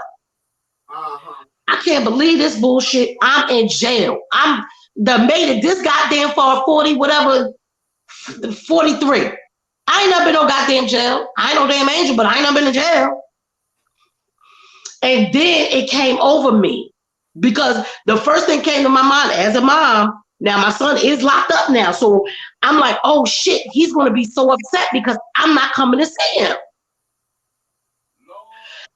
And I happened to see the guard that I would always see when I would go see him. And he looked, he said, what's going on? I said, listen, just tell my son where I am so he knows why I didn't come see him. And I remember laying there that night on that damn hard ass fucking bunk. Uh-huh. And I said to God, if this is a part of his lesson, God, okay. Because in my mind, I'm like, well, when this guard tell him, your mom can't come see you because she on the other side. is he going to get it? You know what I'm saying? So I'm saying to God, okay, God, this must be a part of his lesson. So, okay. Right. And that's when I realized that sometimes we are a part of somebody else's lesson. And you might be in some fucked up shit because somebody else needs to learn something. Y'all, they had, look, how some more say they had a bitch in jail? You know, y'all, I listen, honey. We say, bitch, when you say, bitch, I'm all in the bag at your bitch. I think I was too cute to be in jail, especially for some shit that I ain't do. The fuck? Now, how about that? Hold on. I'm coming. I had to go get something to drink. Okay. Yeah, you guys, so realize that sometimes, but also in somebody else's lesson, it might be a lesson in there for you too. The big lesson might not be yours, but there's a smaller lesson in there for you to learn. Yes, God. So we just have to see things not always as it being me. Like me said, we're all here. We go through good things, we go through bad things, but we are all here, and it is our job. I don't give a shit like all them people. Like, I ain't no role model, bitch. Yes, you is. Yes, you are. Yes, you are. You are here. Everybody has a purpose. And see, here's the thing, and see, let me fuck with that. With that one line right there, I ain't no role model. Okay, and every time I hear that, what that says to me is that you don't want to take responsibility for those who are up to you. Okay. Any and everybody. This is hell. Your mama and them taught you that how you walk out this damn door, you are a reflection of this. Reflection of me. Okay. Remember, mama and them used to say, and my grandmother used to tell me, I don't give a fuck what you look like when you walk out that door, but the motherfucking kids. Those kids. Right. And it ain't about always, and understanding this, because to some of the young people, they get it as it needs to be everything costing $1 million. Right. No, what it is your kids are a reflection of you. So if you walking around with red bottoms on and $500 wig on your motherfucking head, but your child is running around with a runny ass motherfucking nose and dirty clothes, bitch, there's a disconnect. And a hair full of nappy ass hair. Thank you. Brush it. Or you done did that half of shit because you didn't want to take that damn ponytail down. You gonna try to brush the hair back up. Brush it up. Don't comb the middle and shit like that. Now the baby head hurt. But we need to know that whether you are to be a lesson or a blessing for somebody, you are here for something. Let me go to the comments. Can so relate to the weight loss issue. If I put my focus into that right now, like I have done with other things, I would be in a great place weight-wise by now. Hello? All of us. My seasons come with the mood I'm in. Ooh, come on. I too fight with bouts of depression. It is a struggle here in 2020 with all what's going on, honey. Yeah. Me as well with depression. Come on now. Mm-hmm. The children. That's why we at these places like this where we can come and talk. It's a judgment-free zone. Everybody going through something. Hold on. I'm struggling with postpartum depression. It's a beast. As is any kind of depression, it robs you of all your sensibilities. Slow roasting doesn't feel possible when you're desperate to escape the dark places you go. It seems counterintuitive. However, because the answer to depression is to slowly find the light until you are under the full sun again. You know what? Here's the thing. One of the things about that is that when you see the light, I tell you, they say there's always a light at the end of the tunnel, but you still got to go through the tunnel. I was getting ready to say, you can't find the light if it's always sunny. If it's always sunny, you can't find it. Sometimes, because when people always say, "Oh, why you like the dark? You're a vampire. You this, you that." Because sometimes, baby, I gotta sit in the dark so that I can find the light. Exactly. My breakup wasn't bad, but my ex committed suicide, and honey, I was done. Child, I know. That happening can make anybody. Yes. Okay. I'm stuck on the slow roasted thing. While I understand the point, I feel it's a difficult thing to achieve, savoring life, if you are an individual with trauma that made you grow up too fast. For some, it creates a perpetual cycle of instant gratification as a means of escape. Okay, let's explore that because I'm glad you said. I was going to say, go ahead, Meech. You take that one. Well, start. Go ahead. Okay, I'm glad that you said that because oftentimes the slow roasted metaphor. See, I love this. See, this is why I wrote the book, because I want others to sit down and to do just that. Challenge it, because if it doesn't fit what you challenge it, so that we can open that discussion up. Oftentimes, those who live life so fast as a result of trying to escape and this, that, and the other, is because the trauma was there. It's just like, okay, let's take the slow roasting, for instance. Oftentimes, if somebody's so hungry that they don't realize that the crock pot is on, when you go to, oh, that smells good, but you're trying to eat right now, the shit ain't done yet. It's not done. And so what they end up doing, they end up pinching off of it, or they try to cut it off and then throw it in the skillet and try to cook it real fast, and then they end up fucking good. Now, you got two different flavors. Okay, it's half raw, or you couldn't cut it, or whatever the case may be. And in this situation, with those who had to grow up and use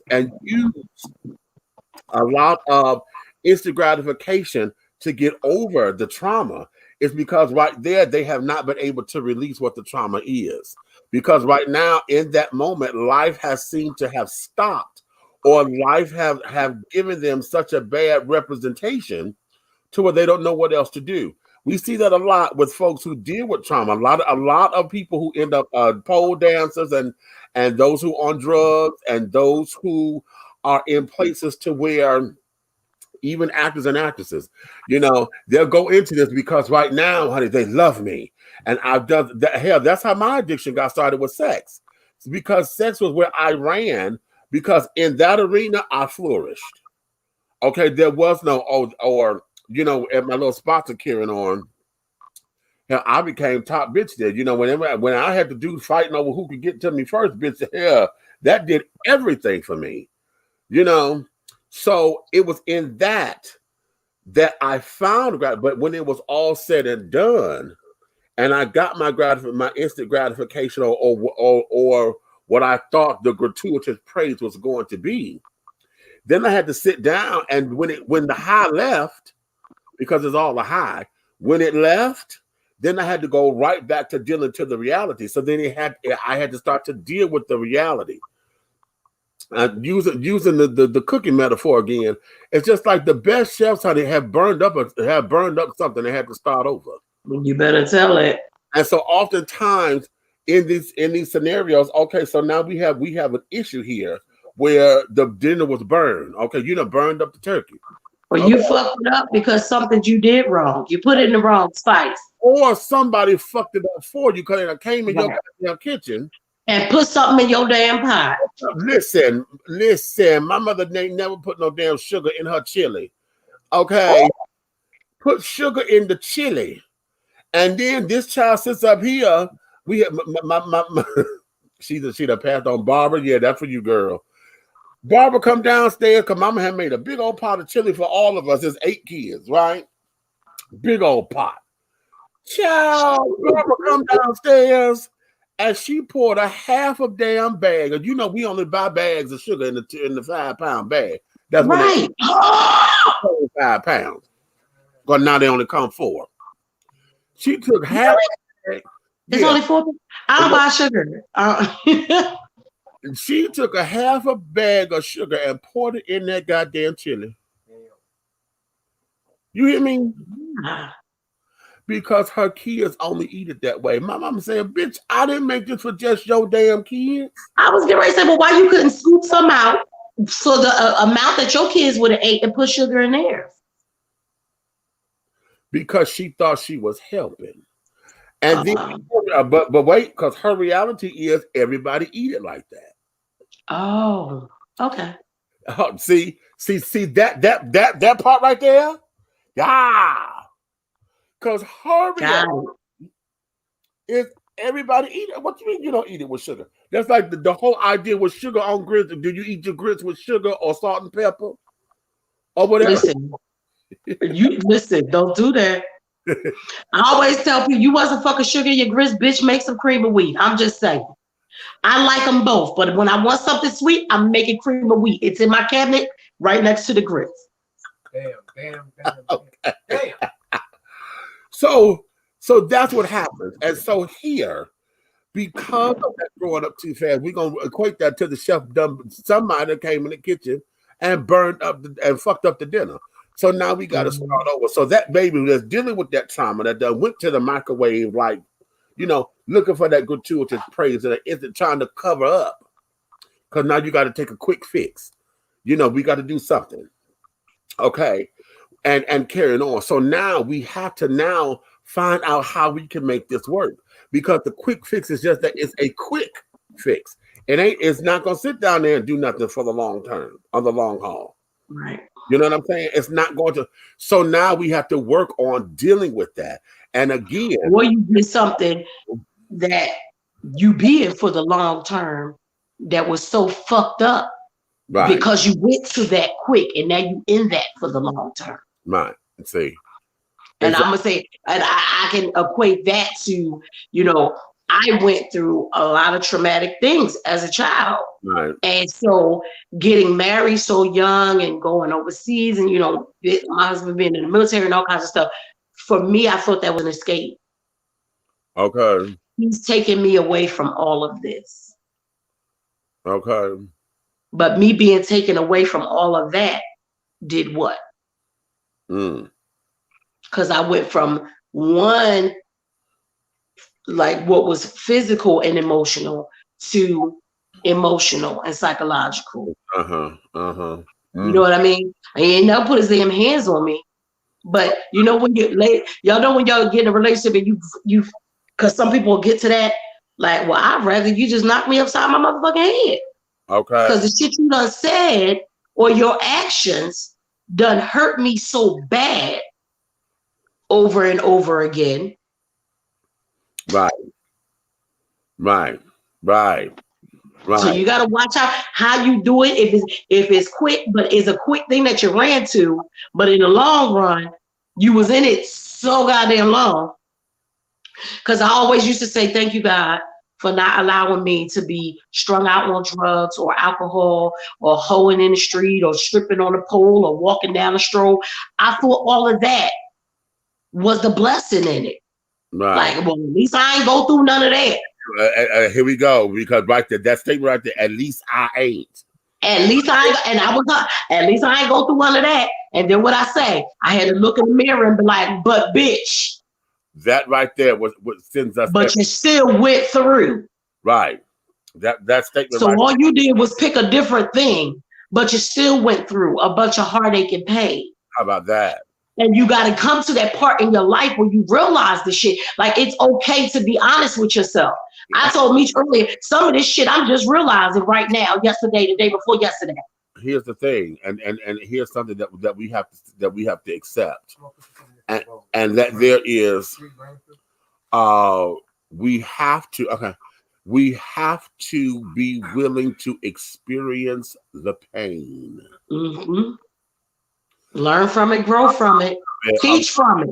We do is everything that we do to cover and deal or whatever is to run from it. We want to run from the pain because we don't know how to deal with it. Nope. Don't know how to cope. You got to grow from it, learn from it, and teach from it.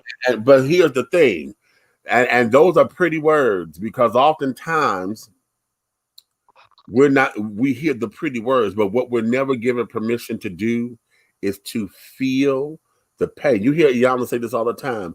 Let your heart break. Yep. Okay. Sometimes you've blocked everything. Yes. You blocked it, but you didn't deal with it. So therefore, you're gonna have to go back and get in it. Okay. You're gonna have to get all the way in it to be able to come out of it. Exactly. Helena said, I started in on myself, asking myself if I could have done anything to help him. And see, because you started to you made it your problem. You made it yours. And you went to internalize something, baby, that had nothing to do with you. That was between him and God, and Yep. whatever that was, Whatever he was going through, saw that as his way out. And this is why I had to learn how to come out of suicide being unforgivable. Because again, we don't know all of God's fathom and carrying on the way. Please preach it. I always said that all the major religions say that. But sometimes people who will commit suicide, to me, that means you were not in your right frame of mind, because something has taken you so far right that you can't think clearly. That's like saying God ain't gonna forgive somebody for being schizophrenic. Right. So I had to come to that conclusion, because I used to, growing up, even though I grew up in Islam, but Islam teaches the same thing. You kill yourself, you're going to hell. That's why, like, for all y'all people that think all Muslims is terrorists, the terrorists that do suicide bombing and shit like that, most Muslims will say, if you kill yourself, you're going to hell. Right. So that's why other Muslims will be like, no, that wasn't no Islamic thing to do. That was some shit they wanted to do on their own. But yeah, you so far out of your mind, or so far in your mind. Boom. How about that? Because I like that you can't get it together. And I do not think my higher power is going to take that out on you. Wait a minute, but see, okay, let me not get too far into this, because it's real easy to do. But if you tell me God know everything about me before I was born, and he's the author and he's the Alpha and the Omega, the beginning and the end, and he knows what my end chapter is going to be, then that means he knew this was coming. That's why people give me when I say, I feel like when they said God gave us free will, I felt like it was two roads. If you go this way, this will happen. If you go that way, that's what's going to happen. Boom, and exactly. Okay, and then you have it. So for that, we often come in and we take on stuff that wasn't ours. And honey, I'm sure that was probably a living hell that you put yourself through. Yeah, atone for something that he did. Right. And then, of course, us being human, see, now we want to know the ins and the outs of it, because we the whys. Okay. I was going to say, like she said, what could I have done? What could I have done? What could I have done? If he had just told me this, we could have done something. You know what I'm saying? And see, again, that goes along with those, because some people who are so private, they're too private for their own good. That's how shit like that happens, because they are dealing with something, and either they're embarrassed, they're scared, or they don't want nobody to see them in the bad light, or whatever it is. The fear of all of that keeps them bottled, and they feel as though they have nowhere to turn, nowhere to go. Let's go here. And Red, I see you. I'm going to bring you in. Yes, I once attempted suicide, and it took for me to think about what I would miss out on, and who would miss me after I was gone. I also had to see that in that moment, that might was meant to serve a purpose. Okay, there it is. You know what? Yeah, I understand that, because I was 22 when I had my thought of suicide, because my world as I knew it was just going to hell in a handbasket. I couldn't find a job. Everything I touched just seemed like it just crumbled, honey. I was like, what the fuck is this? My family was getting on my nerves and carrying on. I was like, fuck all this. I'll just be better if I'm gone. And I sat on my couch, and at the time, we had a medicine called Theodore. That was for our asthma at the time, and these big ass horse pills, 250 milligrams. And I think I had like 90 pills. And I looked at that bottle, I sat down on my couch, and I was like, fuck it, just go ahead on, child. Because they ain't gonna care, and things, because shit, you ain't doing shit anyway. And then everything in me, my spirit just said, bitch, you would never be fabulous if you gone. And I was like, what? And it was like, well, how you gonna sit down here and be and get the $20 million the movie deal? Because at the time, when Denzel and all them was getting $20 million a movie, and you ain't gonna never get the $20 million, bitch, if you gone. And that's what snapped me out of it. I What I say, sometimes you have to encourage yourself. Sometimes you gotta encourage yourself. Baby, I done been there. I done took a half a bottle of Percocet before. Sometimes sometimes the only way out is through. Come on now. That's it. I don't even want to talk about how many dinners I have burned. Come on, girl. Cause you understand? Okay. Chili and the sugar. Oh hell no. That's what my mama said. Now what we say, Eric, like what the fuck? Okay. Don't let everybody in your life's kitchen, in your kitchen of life, honey. Okay. Mm-hmm. Okay. I asked my pastor. Because everybody can't cook. Okay, I asked my pastor, but what if you ask God to forgive you for what I'm about to do? And he looked at me crazy. Okay, right. Okay. Because they don't have the answer. They don't know what to say to that. Exactly.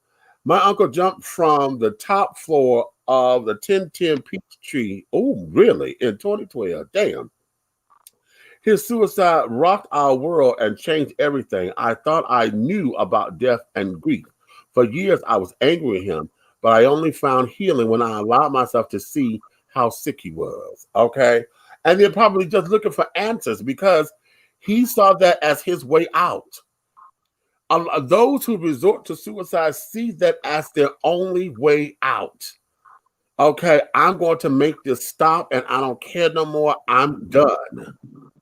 You know, and sometimes it is a sickness because oftentimes they don't have anybody to really understand and show them how to put the pieces together. Because I was going to say, speaking from that mental health part, Meech. Go ahead, take it. You guys, just here. I had to do exercises with people that I knew outside of work when I worked in mental health just to make them understand. So this one exercise as a schizophrenic, and it came about from me watching my kids. They were all sitting outside, and there was a guy, you know, every neighborhood got that one person who walk around and talk to themselves, right? So I heard the kids say, "Oh, there go that crazy man again," and they was laughing and joking. And I had just did a training with my staff. Like we used to have mandatory trainings, and then we had other trainings that we could take just to make our quota of trainings for the quarter. And this one was a schizophrenic training. And the training was, you sit a person in a chair, you put somebody in front of them, behind them, left and right. So the person in front of them is the very positive voice that they would hear, right? The person behind them is the most negative motherfucker you could think of in your life, saying all kinds of shit. You ain't shit, fuck you. You ain't gonna never be shit. Your mama ain't shit. Your daddy ain't shit. All kinds of stuff. Then you got somebody, the person in front of you, the positive person, is trying to tell you what you're going to make for dinner that night. And the person on the right is giving you directions to somewhere, but giving you the right directions. But the person on the left is giving you like the little asshole directions. Go down the corner, make a left, make a left, make a left. Now imagine all four of those things I just said, and it's talking all at the same time. Okay. That's how sometimes, and it could be way more than that, but that's what a schizophrenic person can hear in their head. And their conversations are just as real as the conversations that we have every time we on this screen, or the conversations that we have on the phone, whatever. They hear them just like that. So if you have somebody who may have had one of those evil voices telling them, you ain't shit, you ain't gonna be shit, fuck this, they don't need you, go ahead, just kill yourself because you ain't worth shit anyway. That right. Voice was real to them. And to them, that voice may have been what they thought was God's voice. Right. You understand what I'm saying? So they're not in their right frame of mind. And when I realized that the conversations are that real to them, because I had one client, and she was schizophrenic, and sometimes her medicine would work and sometimes it wouldn't. And I would hear her, and I would hear her mom. I said, well, what happened? And her mother had passed away, but she said, my mother told me that she's going to do this to me and do that to me. And just because I knew how that conversation in her head was going, I said to her, you tell that bitch, I said, leave you the fuck alone, or I'm going to punch her in her face. Okay. You see her turn around and say it. I said, what'd she say? She said she left. I said, okay. Okay, right. You understand what I'm saying? Right. Those conversations are real in their heads. Right. So when you're going through something so traumatic, you don't know what somebody might be hearing in their head. That's why I say when the preachers and the imams and the rabbis, I just don't believe that God is going to send you to the hellfire for not being in your right mind. I just don't. Right. Here, let me go back here because we got some good stuff coming up in here. Got some real good stuff. Okay, Helena say it made me think, damn, he works at a mental hospital here in Baltimore. Okay. Yes, and they feel like the whole world is against them. Okay, right. Mhm. Yes, it's the most heartbreaking thing about it that a person sees suicide as their only way out. It's the best example of how impossible it is to be responsible for someone else's emotions. If you could do that, then anyone could prevent suicide. Hello? Exactly. Exactly. Okay. I want to thank all of y'all. This is truly a blessing. Bless you, baby. What I mean, Bless you, baby. responsible for your actions, not for how someone will react or feel about them. Exactly. Right, right, right. Exactly. And that there is part of what the conversation is, and these are some of the lessons that we have to make sure that we pass on and that we teach and learn how to teach it from a perspective of it's okay to say. How many, when we go to funerals and carrying on, how many of y'all tell the folks, well, child, if you need something, just call me. Okay, you know, But you don't really mean it. you don't. Number one, you don't mean it. Number two was when you sit down there and tell, or when you say, "Oh, honey, I know how you feel."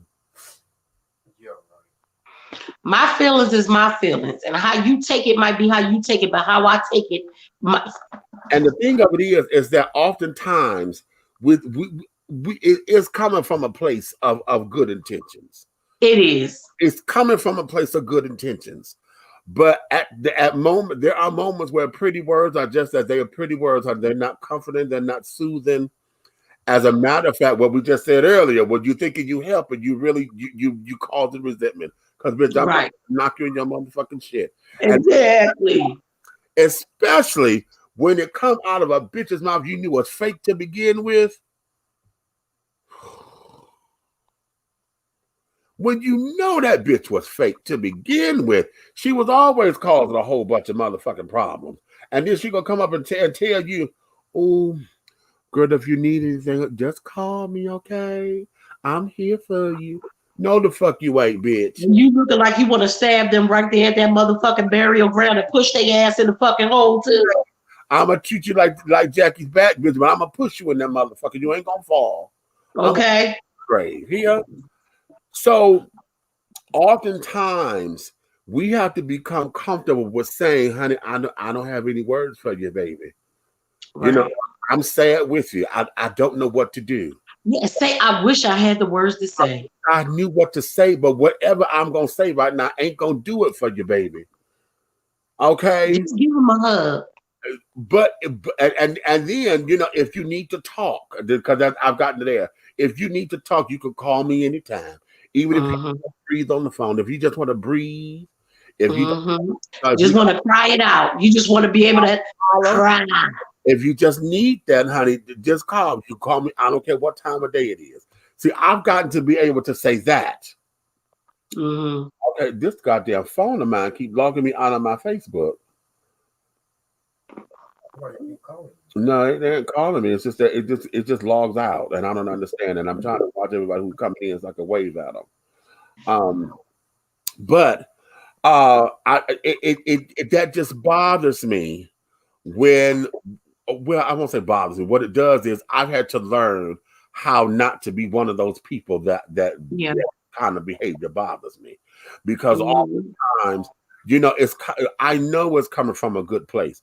And I'm gonna tell you some of these other pretty ass words that gets on my goddamn nerves when I'm mad and I'm pissed and I feel like cussing somebody the fuck out, or I need to cuss to get it up off me. Don't come telling me, honey, oh, honey, you know what? Just give it over to the Lord. God will take care of it. Bitch, I don't want to hear that right now. I don't want to hear that right now. Listen, I know, oh, baby, I know you mean that well. And me and God have a wonderful understanding and carrying on. But right now, because I got to get this up off me the way how I feel it right now. I can't stifle this. I can't listen. In the words of my late mother, he know me. Okay. Right. And he knows right now I'm about ready to cuss the fuck out. So no. Don't you and I don't want to hear nobody say, what would Jesus do? Because remember, Jesus flipped tables and shit over and cuss motherfuckers out too. That's exactly what I tell folks. What would Jesus do? Flip over the motherfucking tables, bitch. Yes. That's what he gonna do right now. He gonna flip out. He gonna curse the tree and say, "Bitch, you ain't producing no fruit. Wither up and Come on. Come on. That's what he gonna do. Don't just tell the pretty sides, honey. Okay, that's what he gonna do. Now let me bring Red up in here before he disappear goddamn again. Yeah. I was just about to pre him up there. He done left. I was like, well, where he go? Okay, well, wait a minute. Before you start talking, let me get all these I'm gonna say condiments. And it's What you cooking? Look, we've been cooking so much, huh? talk about this damn slow roasting and shit. I'm there. Don't get me started at the bullshit people say at the funerals. I've been to 15 funerals in the last 10 years. People amaze me, honey. Okay. I don't, because you may need something on a day I can't provide it. Okay, right? Don't call and say how you doing. If you need anything, just call how you feel today. Okay, right? Exactly. How you feeling today, baby? Listen, call me if you need anything. Doesn't do shit for somebody who is suffering. They obviously need something, but they aren't in the place to tell you what it is. Just be a damn friend and be nearby. Pay attention. Follow their lead. Ask how they are feeling. Allow them space to feel. The girl I was going to say, sometimes you got to check on your strong friends. You got to call them. Don't wait for them to call you. You might have to call them. Hey, you okay? Just checking on you. Good. Listen. Okay, she said, obviously I'm triggered. Okay, right. Go ahead. It's all right, baby. This is the place to do it. I'm going to tell you. This is a safe space. Tony Terry did something today. The singer Tony Terry, honey. He had put up on his Facebook Live. He sang. It was a gospel song. Wait a minute. Oh, I can't think of the name of it right now. It was just that. I thought he was doing a full out concert. I was like, "Ooh, they're on a Sunday. So what is he doing, right?" He did one song, but he sang the shit out this goddamn song to where he made me call him. I said, "Yo," and he went to his voicemail. I said, "Hey, Double T, what's up? Did you need to pray?" Because I tell folks I don't pray anymore. I send up praise reports because the praises go up, that blessings come down. Come on now. So what the praise report is. I said, now listen, did you need praise reporters? I said, y'all good over there? Okay. Do we need to shout, to rain up so that the shit can shower down? You all right over there? So then he called me back. He said, "Hey, Meech, I missed the call from you." I said, "Yeah, you good over there?" He said, "Yeah." I said, "Well, this little thing you did." I said, "Boy, you sang this piss out this song." I said, "Y'all all right?" Oh, he said, "Listen," he said, "Yeah, everything good over here." He said, "I'm just blessed to be able to sing and I can emote and use my gift to say my feelings." And okay, because there's a lot of folks who can't. He said, "No, but we good over here." I said, "That's all I need to play." He said, "That's all." I said, "That's all I just want to make sure y'all good over there." He said, "You for that, and I could hear because it was a shock, of course, But I was like, "No, sweetie, I listen." Okay, that to me that was a cry for help, and right. And when you see things that may be a cry, just check on them. Hey. On the bad signal, honey. Okay, look. Okay. Listen, and that's what it is. So oftentimes these are the things that we have to do without being a pest, without being, so annoying. And I know I have that problem because see, I'm a fixer. Here we go. I'm a fixer. Okay. Let me tell you how this brilliant motherfucker is, honey. This is brilliant. Okay. The old omnipotent, the most intelligent one of the species. Okay.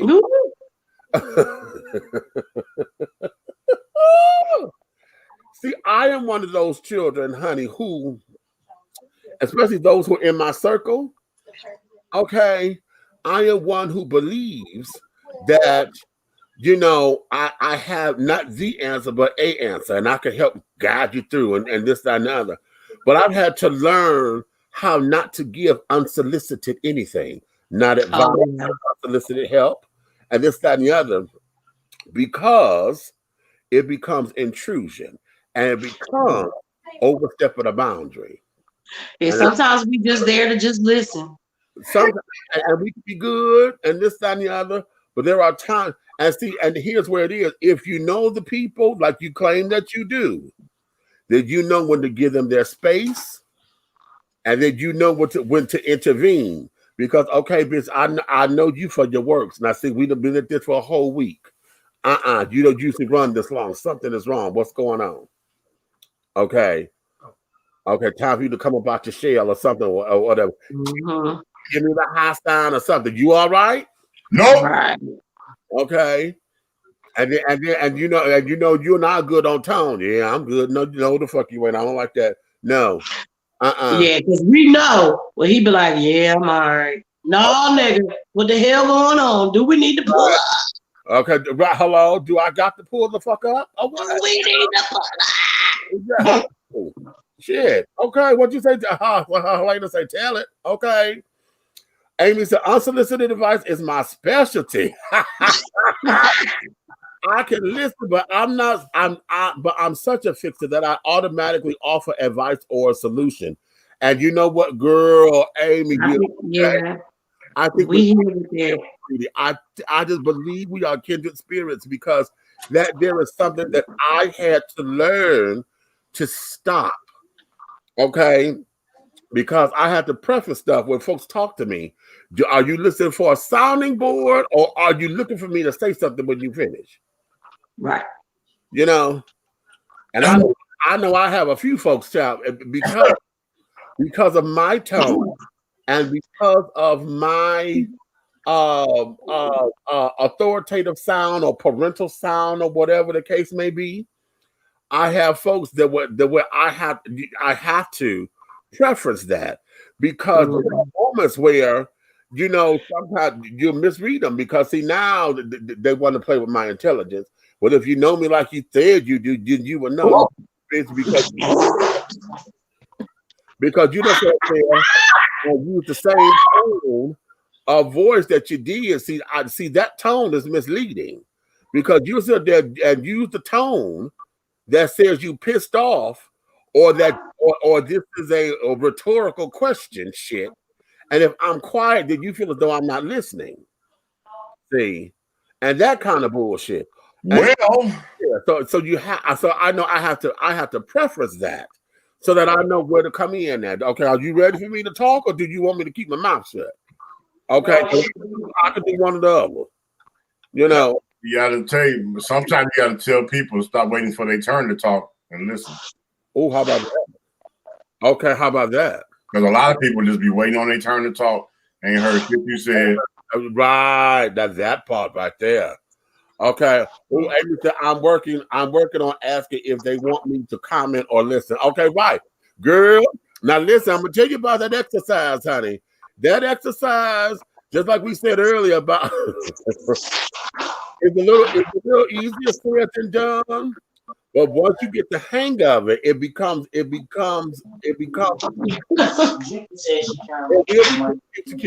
You just got to get the hang. Okay. So I'll write it. And then on top of it, you have to also understand who you're talking to because there are some folks to where you have to tell them, bitch, you can't tell me shit because you ain't gonna do nothing about it. All you want is just a bitch session. And okay, you just need to get that up off you. Okay, girl, go on and talk, child. You know, and I did this with my nephew because when he was dating this one particular guy, he had made up in his mind, regardless of what it was, how he wasn't going nowhere. And in fact, he didn't until this boy died, and he was not going to go anywhere. I don't care what it was. And I had you coming to me, bearing your heart and soul, and oh my God, it is hard. But why don't you go with this way? And then I had to tell him, honey, no, I'm not going to get my blood pressure up. I'm not going to get cross-eyed. I'm not even going to sit down here and entertain me having to be big bad ogre on your behalf because you ain't doing shit. What you want is a sounding board. Okay, come on, because you can't say it to him or you don't have anybody that understands you. So come on, sugar. Yeah, say it. Oh, girl. Yeah, Really? Okay. Damn. Oh, now that's fucked up. Okay. You okay? Because you got some of them that just want you to agree with the bullshit. Yeah, they want you to co-sign it. And I'm like, I'm like, if you don't want the truth, then please don't ask me the question. Thank you. Thank you. Just don't ask it. Don't ask me shit. I'm gonna definitely tell you.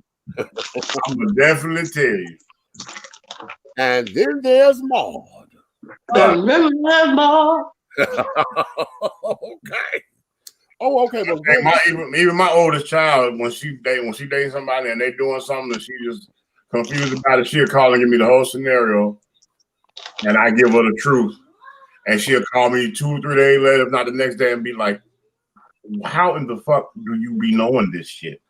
Because it'd be exactly what I told her. Okay. All right, let me give y'all this. Okay. Let me give y'all this because Red came out and it's got to be divine order because of what I'm finna get ready to read. It's divine order. This is from the second book, Revelations, Affirmations, and Confirmations. Okay.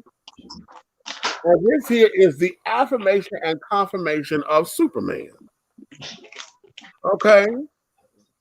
I affirm and I confirm that all that is between my thighs does not outweigh or definitely determine the value that's between my eyes and my ears. May I speak to the men for just a minute or a moment? Women, I want you to listen too, but I want to talk to my brothers for a spell directly because I think we have been duped. Growing up male has been an exacerbating feat as we have been taunted and haunted with the trepidation of making sure our masculinity is not blemished, be put into questionable predicaments, compromised or infringed upon in any way, shape, style, form, or fashion. In addition to that, once we have learned the major difference between male and female anatomy, I'm trying to get the word out.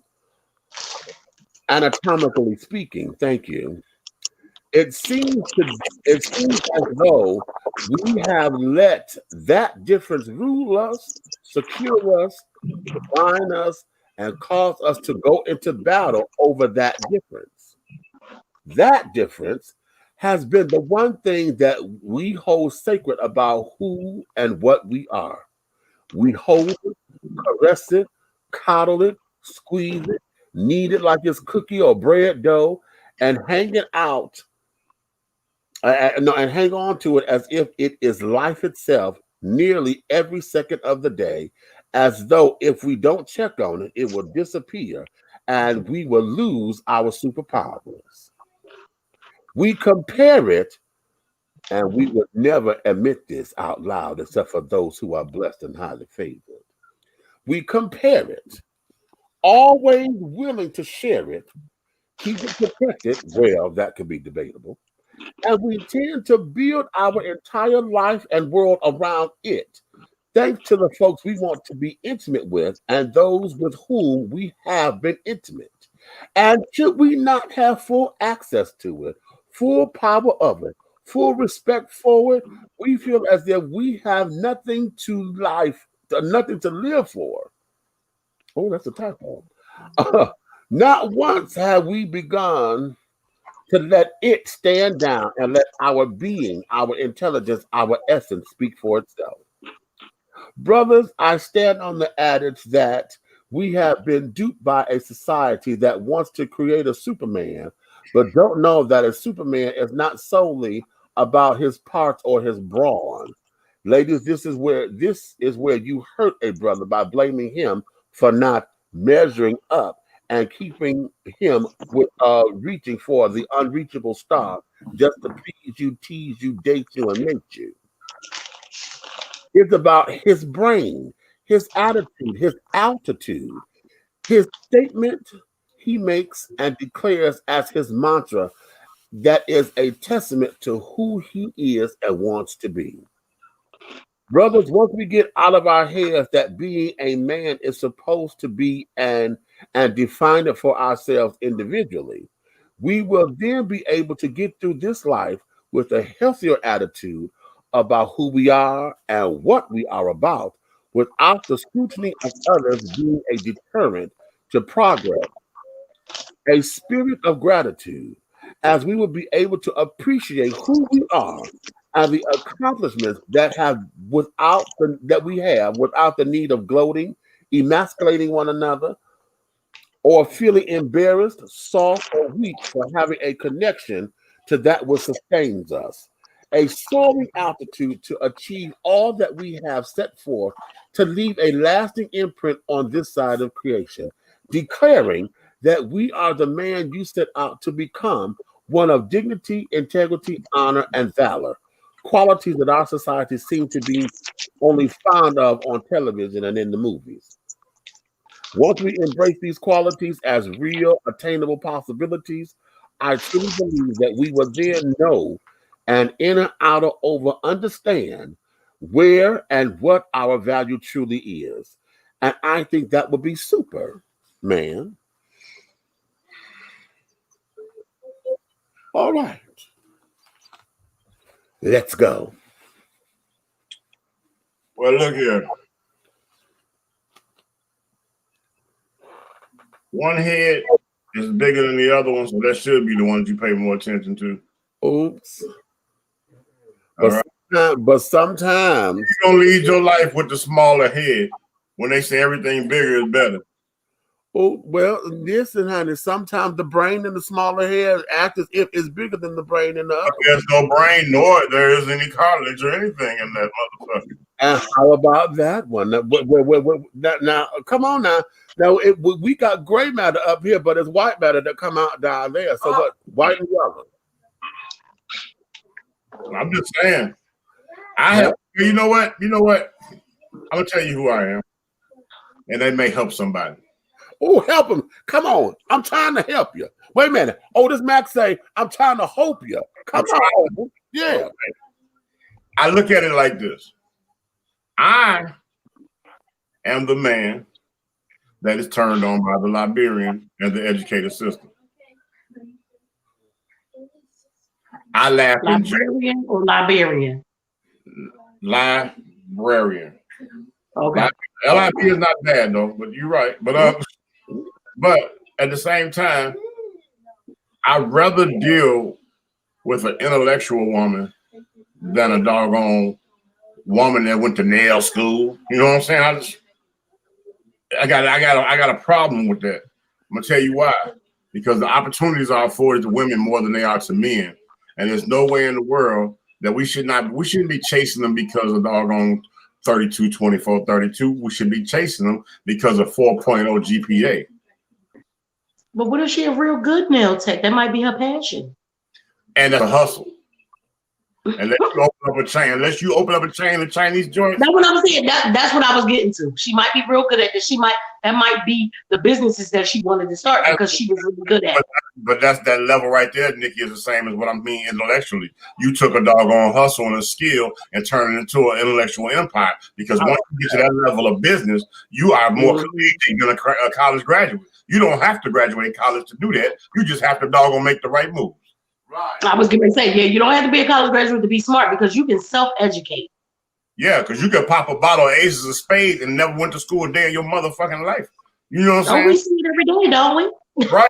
I'm done. You know what I'm saying? You could be president and buy your education. How about that? Woo! You better come on and tell somebody's truth. I'm just going to keep it 100. Shit. You know, tell the truth about them people that live at 1600 Pennsylvania Avenue right now. I'm just trying to keep it 100. You know what I'm saying? That's why I just said before. If you don't ask me shit. If you don't want the truth. If you don't want the truth, come on. Because I'll be honest with you. I used to, like I said, and I think I told y'all this, but I used to get ridiculed all the time for talking to the girl with the glasses on, with the long dress down to her kneecaps, or her down past her kneecap, or down to her ankles, with the long sleeve shirt on, the button up. I get ridiculed because they picked every girl in the party that got their whole damn belly out, or they got a thong on showing half of that, and the mini skirt up too. Like if they raise their hands, it's doggone cat saying meow. You know what I'm saying? But at the end of the day, guess what? That shit lasted that night. The next time they see me 2 weeks later or better, they like, damn, Red, you went and bought a Benz? Oh no, this is my girl Benz. Remember the young lady I met that night we was at the club? I remember you told us, yeah. Y'all was laughing at me. They was like, Red, we ain't seen you on the ship lately. Oh no, she asked me to move in. She owns a doggone 4-side brick out here in Hampton. Okay. That's what Beach was talking about earlier. How everybody, you want that microwave shit. You want the fast. Your ass over there. You want the fast. Your ass over there to Raymond Noodle Avenue next to Pork and Bean motherfucking goddamn Boulevard. Come on. Raymond Noodle Ave and Pork and Bean Boulevard. All right, and y'all went shopping at Rainbow motherfucking goddamn Central. So let's not even play that, bro. My first gift from a motherfucker I meet that looked like a librarian, goddamn, it came out of Macy's. Good evening. Yeah. I'll tell you like this. Walking around, look at this. Meech, grab your ears. Cover your eyes. Now cover your mouth. You only need one hand to do that. Right. Everything that I ask you to cover is what you should be using the doggone game or get ahead in life. And you got 2 of them. Okay. But you want to use the gift of gab with your mouth to end up with doggone chick that got Power Rangers stuck up your ass when you wake up in the morning because you didn't know she had 8 kids.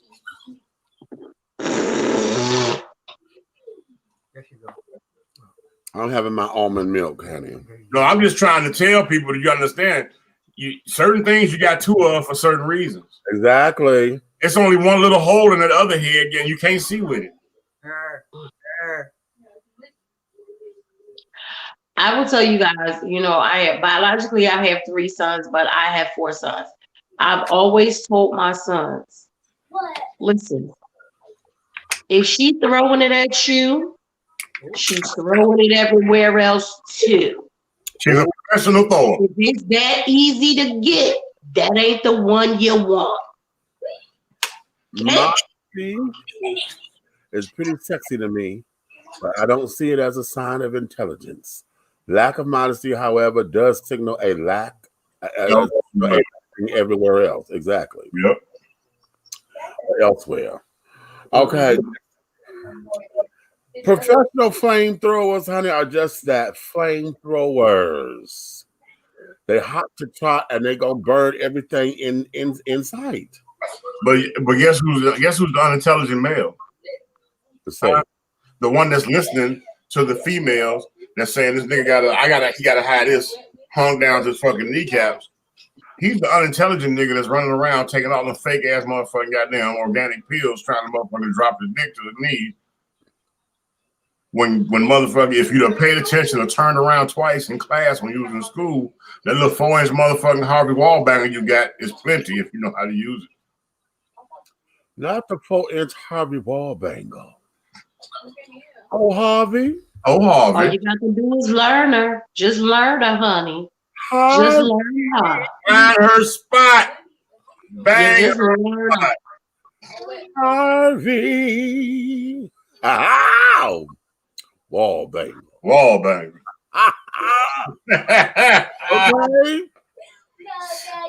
Okay. That's a script. I'm writing a script. Hey, shut up. Shut up. Get back here. Get back here. Get back here. Come back here.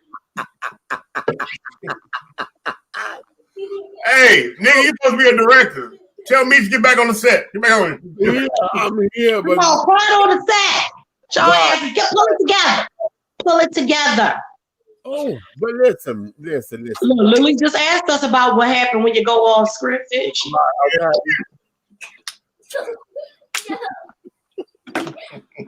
The whole idea. Okay, wait a minute. Eric said rare form of no lies detected, though. Okay. No lies detected. Hey, right. Okay. Emmanuel, what up? So see that there, and I was glad I wrote that particular piece was for the men because see, oftentimes in our efforts to inspire our desire to inquire and acquire. Okay, I love that. That's just that's so funny. But it oftentimes a lot of a rapper. What you think? Go ahead. oftentimes we as men, and we've been saying this, you know, kind of like consistently, that because of what we have been inoculated with as far as our messages as men or as male children, we have all been brought up with these unspoken rules that either we're going to adhere to or we have to redefine as we become men, because it doesn't work for everybody in the same particular way. And so we have allowed for the downstairs, honey, everything downstairs, honey, has been our calling card, particularly with Black men, because of what our stereotypes have said about us and carried on. And then now how our music, how our culture reflects. And then also how the women respond. And like you just said, everybody, you know, women sit up there and say, oh, it got to be here. We got something. Don't want no short dick man and all that. We have let the culture and society sit down here and dictate what a man is. He said dictate. Go ahead. Yeah, go ahead. Right. Okay. Yes. But at the same time of allowing that, then we still have to deal with the myths of what it is, of trying to eradicate a lot of the mishaps of it all, and then on top of it, still try to define our own manhood without it becoming a problem. You understand? And because it doesn't look like what we've been told is supposed to look like, outside influence of the culture or society say what a man is. Not even only that, it's the retail society, and like when you go into the doggone adult world, right? The retail of it, they make these monstrous ass doggone rubber cocks. You know what I'm saying? That's a mental purpose. That's right there. She in the store ain't never had no dick, and she on here, and all she sees is these monster cocks. She's like, oh, that's what they look like? Right. You done fucked up for life.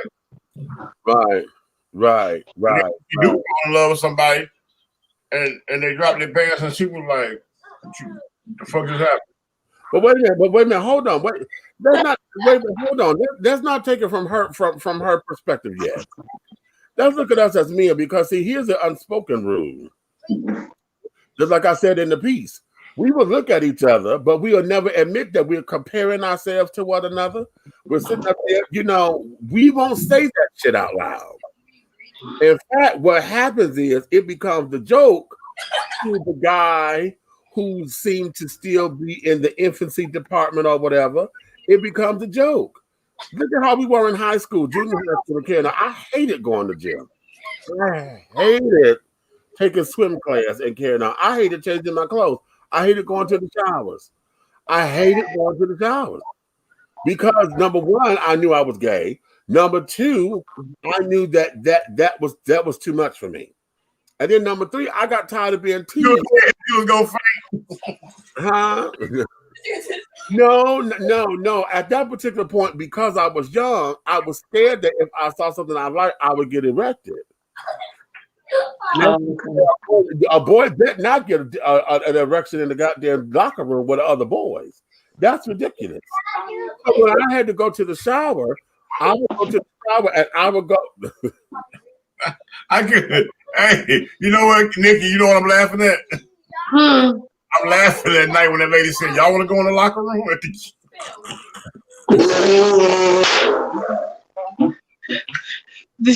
Me said, wait.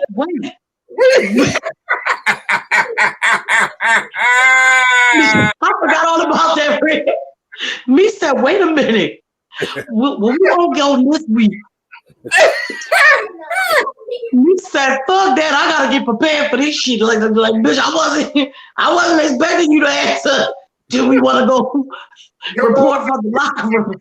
Come on, me. I'm sorry, Meeks. Come on, I forgot all about. Wait, I ain't never seen me check that shot. Me said, wait a minute. Hey, look. When she asked me and you looked at each other, And you looked over at me. She was like, "Wait a minute, we can go back." Because I'm like, shit. I'm like, let's go. Because for me, I'm like, it's about the basketball. And shit. First of all, Meek done had a couple. He done had a few. She said, let's go back to the locker room. Meek said, wait a minute. Wait a minute. Oh my God. That shit was priceless. That was. I wish I would have had the camera on his ass right then and there. I'm glad it wasn't because I only want to see my face. I can only imagine what Baby, you was like a deer in headlights, honey. Like, hey, your eyes got this big. You did just like this. You said, wait.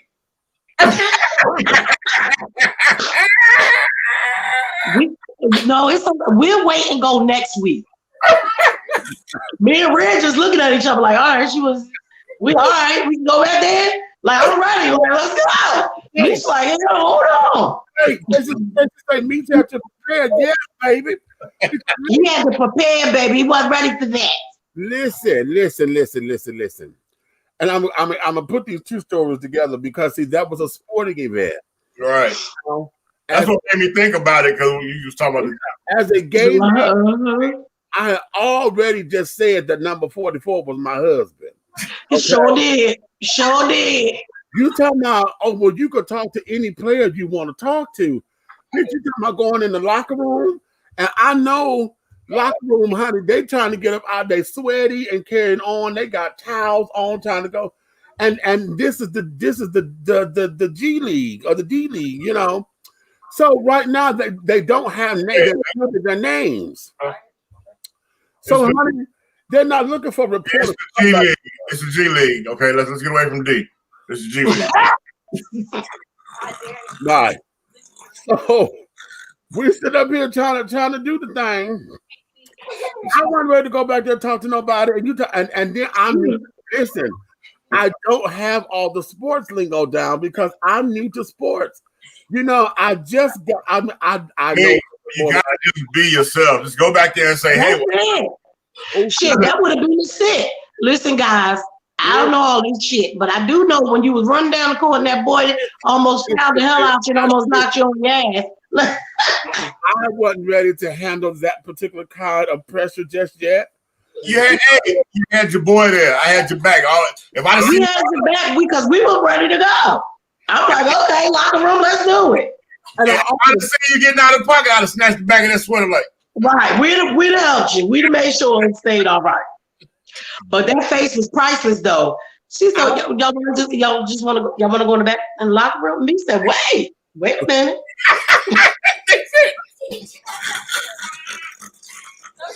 We'll go next week.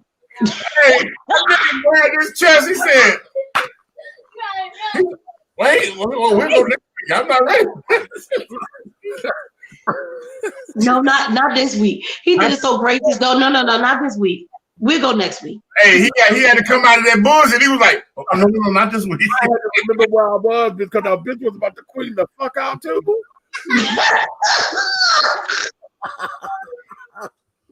I had to pull all that together because I'm like, wait. Ooh, they almost got me. That was gonna send me up out of here. You hear me? All I know is we should have had the camera running because, boy. I know. You really should have had the camera running. You know how much money we have made off of a doggone GIF? Oh, that motherfucker. Yes, we could have been rich because I probably would have used it 59,000 times. So if somebody say something that made me want to clutch my pearls, I'd reach like in school. See, like I was saying, because of growing up, going into the locker room, honey, or whenever we went into the shower, that is. I went to the shower, but I went in head first because I would go in and get up under the shower and let the water run in my face so that I couldn't see. Basically blinded myself so that I couldn't be around everybody or pay attention to everybody. Okay. However, ain't lies, bitch. But what I will say is this. You lied. No. You lied. What I will say is this. And that is that there are certain children, honey, who I knew were coming in the locker room, honey.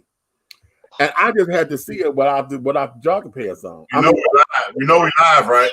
Without the swimming trunks. You know we live, right? I know we live. Okay. But because this is back, we're talking like what? This is junior high school. So child, we all had on bikini trunks that came on that looked like underwear, but that boy, they had to tell him to go buy boxers because he was amongst the blessed children. Okay, you couldn't get in the water and come up and everything wet, honey. Was it a good side? Okay, and you was deep dark chocolate child. Okay, no, honey. And then you come out the water, and all of us to the big gagging. No, You're just glistening with the water dripping all over your body. they had to tell him to come, and we had like 3 or 4 of them like that we had to tell them not we.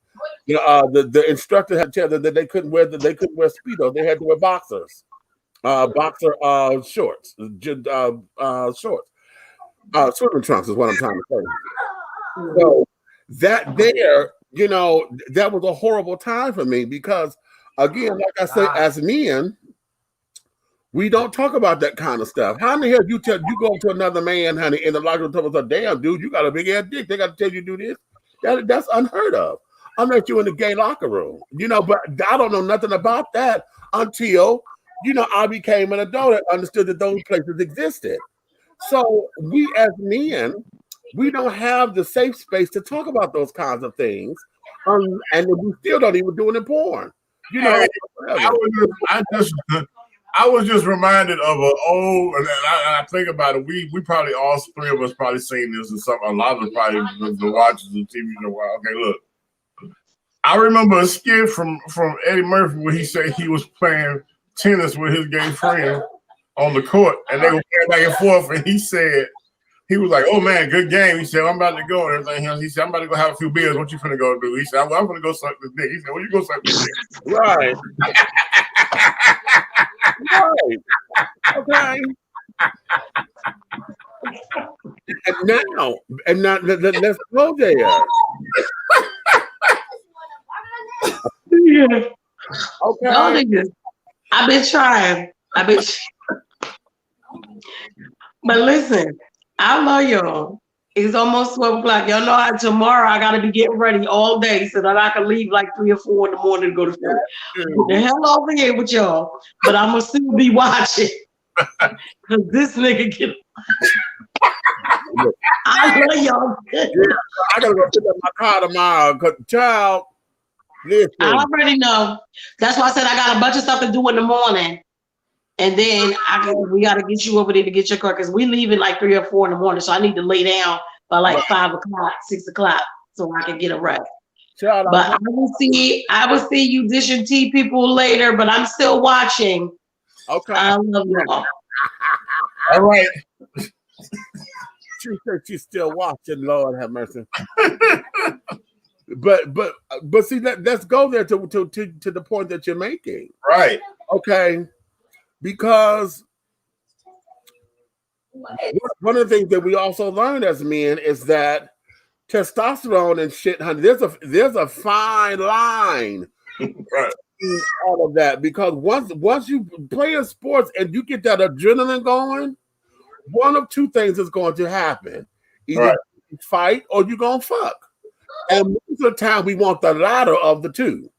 And see, that description, like your I don't know how to say it, but I'm gonna call it your theatrical description of what the game of football looks like to you.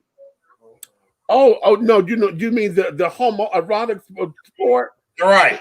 Yeah. And like I've never heard that till you said it. I never heard that, never fathomed none of that. And when you said it, I just started busting up laughing because it made sense. This is the language that they use. This is the language and football is supposed to be the most masculine of masculine things to do. It is the roughest. It is the toughest. It is what supposedly make a man. But you got tight ends and wide receivers. You got everybody patting each other on the butt. You got the man sitting down here hiking the ball from underneath somebody else's ass. He got his hands up under the boy's dick to grab the ball. That's the game. I ain't said nothing that ain't. That's the game. And then what do? You run after the child with the ball to what? To pile up on him. So that's a goddamn orgy.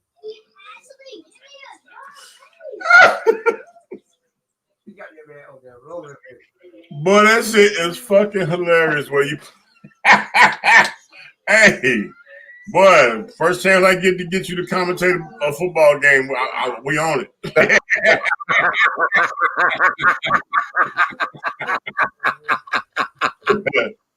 We on. Hey, look at Trace. Tracy said, "I know, child. Yes, I know." Okay, but in all of those things, and then let's go back to what I was just saying before, using about the whole idea of adrenaline and carrying on. And when men get into that particular space, a game like football, they keep you want to be aggressive so that you can fight instead of fuck. Okay. But what if that don't work? Because oftentimes you got to preserve the players so that you can have a goddamn game. So what ends up happening? I'll wait. Hey. But these are things that we as men folk, we have no safe space to talk about. All we do is we move through action.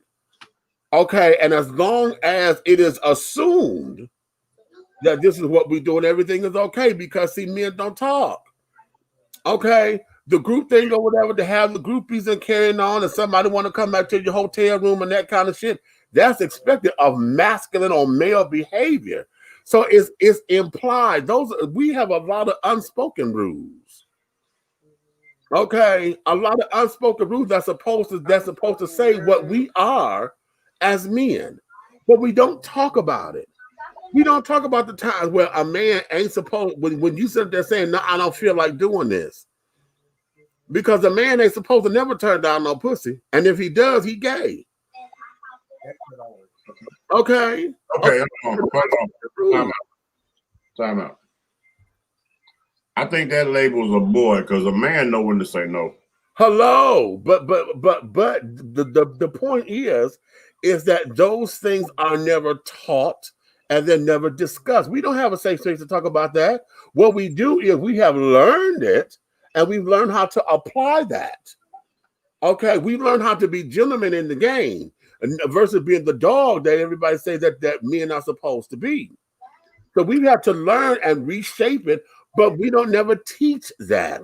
That there is not the leading or the leading narrative when it comes down to masculine behavior or what it is to be a male. You understand?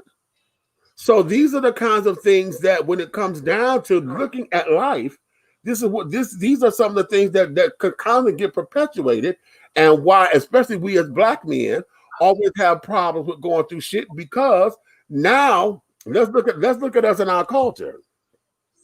Because now the thing is, we have allowed going to jail as a rite of passage, because you can't get no motherfucking street cred until you get something. But then back in the late 90s and early 2000s, when everybody was going to jail and coming out with motherfucking rap contracts and shit. So now everybody wanted to go to jail to become a rapper, thinking that was going to get them some authenticity. Then you got them with what I call to be post-traumatic slave disorder, because we have men who sitting up there thinking that because I can produce 16, 17, 19, 23, 35 kids with 17, 19 different women, that my pimp game is on. And all my power to the people, children, I have yet to see them rally around that kind of motherfucking behavior and try to tell us how you gonna respect your queen, but you got 16 different of them and you got all these goddamn kids.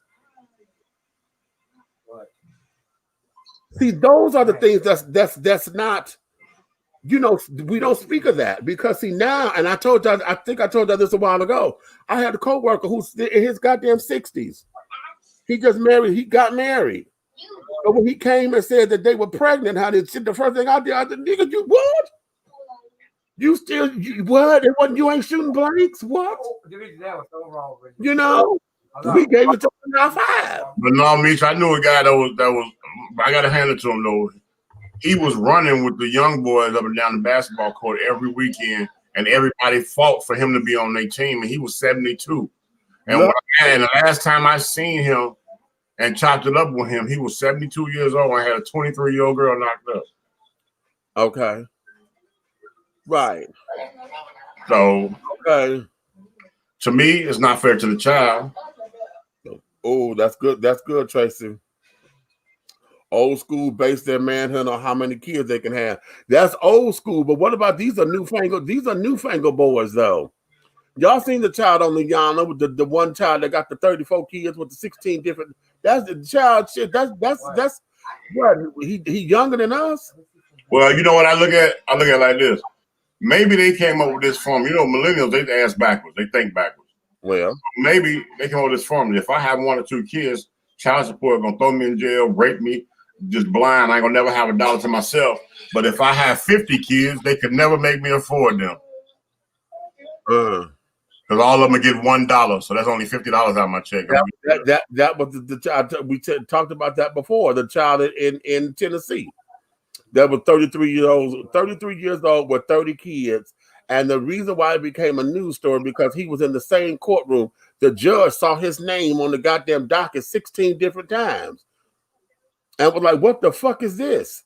And he sat up there and said he needed his child support reduced because he wasn't making enough money to take care of all of his kids. And but at the time that he was paying, when you did the split, the kids was only getting like $4 and some change a piece.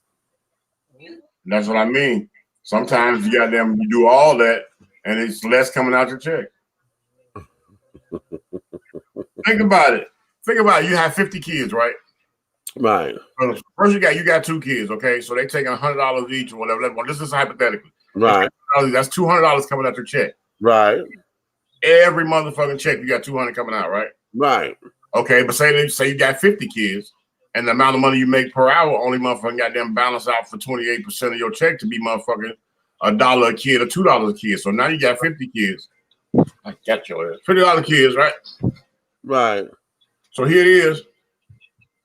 You end up motherfucking goddamn, by the time you get to calculating, you pay $100 a month for 50 kids. You was paying $200 for 2. Right. It's crazy. It's crazy, but some of these things, these are just unspoken stuff that I would love to hear other men talk about.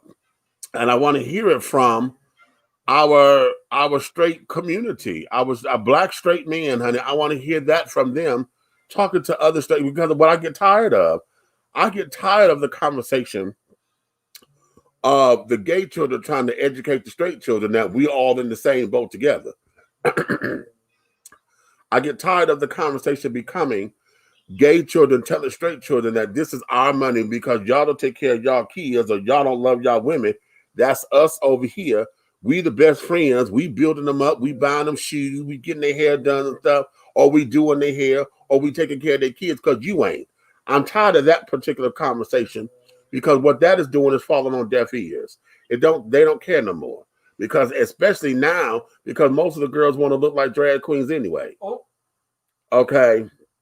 So we don't want to, that argument gets old. But what I do want us to have conversation about is how is it that we can work together and not be mortal enemies of one another? Because I'm not trying to challenge your manhood. What I am trying to challenge is your responsibility.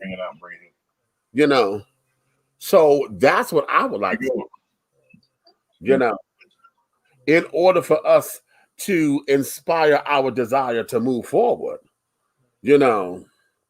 and carry on. Tracy said he and his brother have this conversation often. Okay, explain to Tracy. Okay, and what happens? Is he in agreement with you, or does it become a schooling schooling kind of thing because they're, oh man, you don't know what the fuck you talking about kind of shit? what does that become? Because, you know, it does us no good if we are talking at each other and not to each other, or it becomes a screaming match. You know, because oftentimes we'll sit up there and folks just want to talk just because they want to be right, and not because they want to listen, or not because they want to learn. You understand? And then everybody want to be quick because they're not into something. You know, they'll shut it down and things of that nature until it's time for them to talk, and then they're gonna say they shit, and then be done. You know, and that's not what we need here. What we need is to make the plane a level plane so that we can coexist, and not sit down there and to define somebody else's masculinity based on how you walk it in your life, or how you think masculinity is supposed to look, or how you think being a man is supposed to be, because not every man is the same. Why is you trying to walk? You know? So that there is what the conversation needs to come into. So yeah. So be that as it may. So hold on, I'm gonna give Tracy a few minutes if he's going to answer that. Red, you got any? Oh, okay. It becomes a schooling moment. Wait a minute. It becomes a schooling moment, and we're both open to each other's perspective. Okay, that's cute. But you know what, Meech? I mean, it's like this. It's like the questionability of our friendship outside of work. Okay? Right. Okay, you got a lot of people, you know what I'm saying, and what I say this all the time. If you have to question what two other men are doing, when one man is heterosexual and the other one is homosexual, then you have some things and soul search to do within yourself. Say that. You know what I'm saying? Right. Well, you have some demons that you're running from. Or maybe you have the King Curiosity bug. Oh, not the King Curiosity. Yeah, because I know. You can tell by the conversation of a man where he takes an overindulgence of motherfucking masculinity to describe his disgust with homosexuality. Right. No, that's not doggone disgust. That's fear. Exactly. But how do you fear what you don't know? Okay. I thought the only thing we were supposed to fear was God. Oh. We don't see him. We talk to him. He blesses us. We praise him. That's fine. But actually, homosexuality, it's not a disease. It's not a condition. It's just another human being that like what they like, and that's their business. Right. But why do you have such a masculine, overzealous opinion about it? The only thing that makes you act that way in life about any other subject is fear. That's true. So what? Are you scared that you want to? What? I mean, I'm what, Boudin don't make enough sausage for you? You scared that you might want to taste one? I mean, what is it? Right. That's what I feel about it. I mean, why are you so angry with that man's life choices? Okay. You know how I am. If we somewhere and somebody say something goddamn a gay goddamn derogatory thing out there, before you even get up, I'm gonna hit them in their fucking mouth. You already know that. Okay. You go to jail. And you know, depending on what it is, you know, I'm quick at it. I'm like, okay, what? But I'm just saying, you know me, because one thing, two things for sure. If I believe in something, I stand for something, I'm 100% with it. I don't switch it up. I'm not the cracker friend that turns to the crackers when there's 5 more crackers than niggas in the room. Ooh.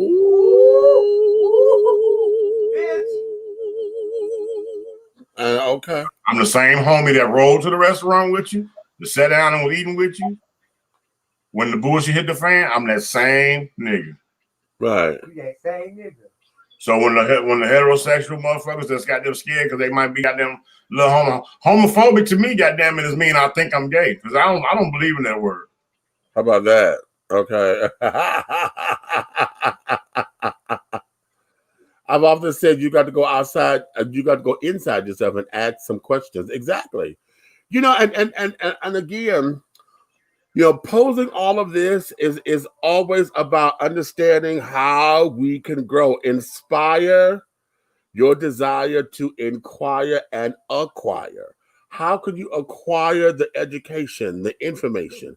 How do you inquire? How do you question what you know? Okay, because your desire is to what? To grow and to become the best you possible. And oftentimes we get a lot of stuff blurred because we allow for outside forces to come in, or we allow different narratives to to dictate or to define what everything is. Right. And that ain't cute, that there ain't cute. Tell him Red says, okay, Aunt Nikki, she said she was watching. So having said all that, let's do this because it's getting late. Oh, is it? It really is. Yeah. Okay. So yeah, let's do this. Let's let the good folks go home because it is Sunday. For those of y'all who are back to work, I'm sure y'all trying to get there and things of that nature. Miss Melanie Cool, honey, that's my 2002 Ford Focus. I had to take her to the doctor, child.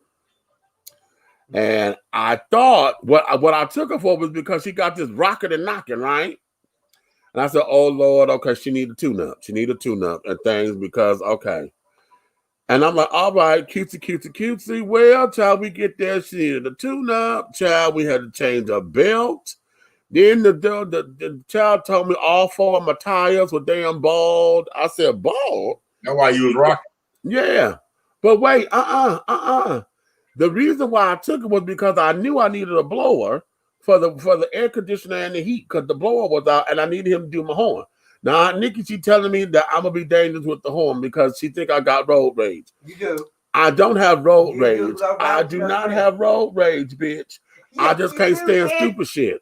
No, you got bitches you for real-itis. You know what? Bitches you for real-itis. Yes, exactly. Okay, exactly. Are you for real? Okay, because I can't stand stupid shit. We all driving the car. Now, I ain't got to cuss nobody, but okay, good. Okay. Because I try to drive defensively to make sure I'm looking through the heads up because I'm looking for red lights and shit. Okay, cool. I can't stand for nobody who gonna ride their brakes. You riding your brakes because you're scared, or you way over here and Sally Sue left, and you trying to come all the way across real quick to the right lane. And shit, all that old stupid ass shit. I can't stand that because we was on the freeway the other day and we going and I'm like, okay, the bitch trying to get over, but she got her blinker on. I'm like, okay, now she just came over 2 lanes. She done got in front of me. She says she going over, but then she got to do that slow move. Mm-hmm. Ain't nobody in that motherfucking lane. Bitch, why ain't you gone? And you see me coming up behind you. Now you done got to the point, bitch, I don't have time to slow down to where I can change lanes because I thought you were moving. Okay? You supposed to be gone, bitch. What you doing? And I was driving her car. And I said, oh, bitch, you got a horn. So I beat the shit out of bitch, if you don't get the goddamn hell out the way, move. Move. I can't stand stupid shit. Oh, I'm putting the motherfucking air horn on my car, on my truck. Okay. Oh, now, so I had to get the horn fixed. Then, child, honey, I thought I was gonna go pick up Miss Melanie today. I get the phone call, and the child tells me that the knocking that I was hearing, the ball bearings were go. He said, "You need some of that damn brakes." I said, "What you mean? I need brakes? This bitch stopped beautifully." He said, "All that knocking and stuff that you hear." He said, "No, the ball bearings are bad, and you're gonna need some rotors." I said, "Well, get up out of here, Louise." So okay, so now we got to do all that. So she'll be ready tomorrow. So Well, you can stop at Walmart and buy your one. but it's all cute. It's all cute. So you went in there for a pair of shoes and found out your balls were sick. Baby, listen, you understand? No, I would have in there. No, I would have in there, honey, to get a dress. I got shoes, so I thought I got matching shoes already. But then this child wanted to sell me foundation garments, child. Shit, I had to sit down there and get a goddamn girdle, a bra and panty set, child, just some stockings. This when you thought you was going to the 5 and dime. Luckily, you know what? Luckily, I was at Lane Bryant, bitch, because I got coupons on the shit. Okay, I'll get this for 50% off. I get that one for 32% off. Child. Oh, hey. That's a grown motherfucker shit there. Hello. Okay. So having said all that, wait a minute. This heifer say, what she say? No horn for your ass. You already know.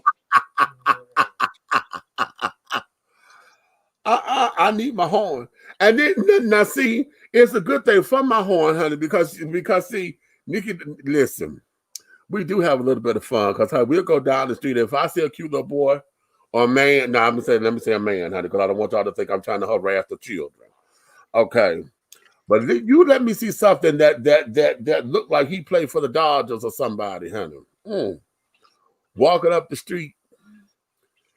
Now, y'all have not seen the parts where I'll whip a corner to turn around and come and see him again, honey. Y'all don't know that side of me yet. Okay. It goes back to what you said, bitch. What's the damn difference? If I had $1 for every time I've done that in my life. Maybe I will whip a corner and be like, oh, wait a minute, that's trade, honey. We got to see that one more time. And then to make sure that it's trade, because it could be a butch queen, honey. Hey, I got a quick funny one for you. What? Right, so back in the day, you know, when I told them I was selling dope big time and all that, right? Uh-huh. I saw one so bad, half naked, getting wet on her porch with some kids with a 2-piece on. I'm going down a neighborhood block. I hit the motherfucking brakes and slammed that bitch in reverse. Right. Backed up to get this motherfucker. When I backed up, I hit this girl car. Girl was riding on my bumper. I didn't even see her back there. I was in a big truck. I tore her front hood up like she needed a new hood in the bumper. But I backed up and I jumped out of the truck and went to that motherfucking porch where that girl was getting wet. I'm like, Sade. She was like, how you know I ain't in my man's house or I'm not at a man's house? I said, if you did have a man in there, he'd have been out here already checking me. But since ain't nobody out here checking me, I'll be back at 8 o'clock to get you. Make sure you looking just as good as you looking now. And the girl over there screaming about her car, talking about something. Yeah, my car. I walked over there and threw $600 at that bitch. I said, take it up there on the corner. Goddamn, tell them to call me if they need some more. And I pulled off. You know what? Yeah. I told you I was something else, boy. I was something else, Meek. I told you. Because we would sit there, and I learned this from my girlfriend, April. April, she tickled the shit out of me. We were driving down the street, honey. She saw this boy, and she hollered. She said, Michael. And she said, Samantha, hold on. I said, okay, that bitch did a U-turn in the middle of Woodward Avenue. And we pulled up on him and he was on my side. And she said, she rolled down the window. She said, Michael. Oh, damn. I thought you were my friend, Michael. I'm sorry. I didn't mean to interrupt your day. She said, but I see that you're walking though, honey. You okay? You going somewhere? Is there any way I can take you to make good on your time since I interrupted your time? And I said, bitch.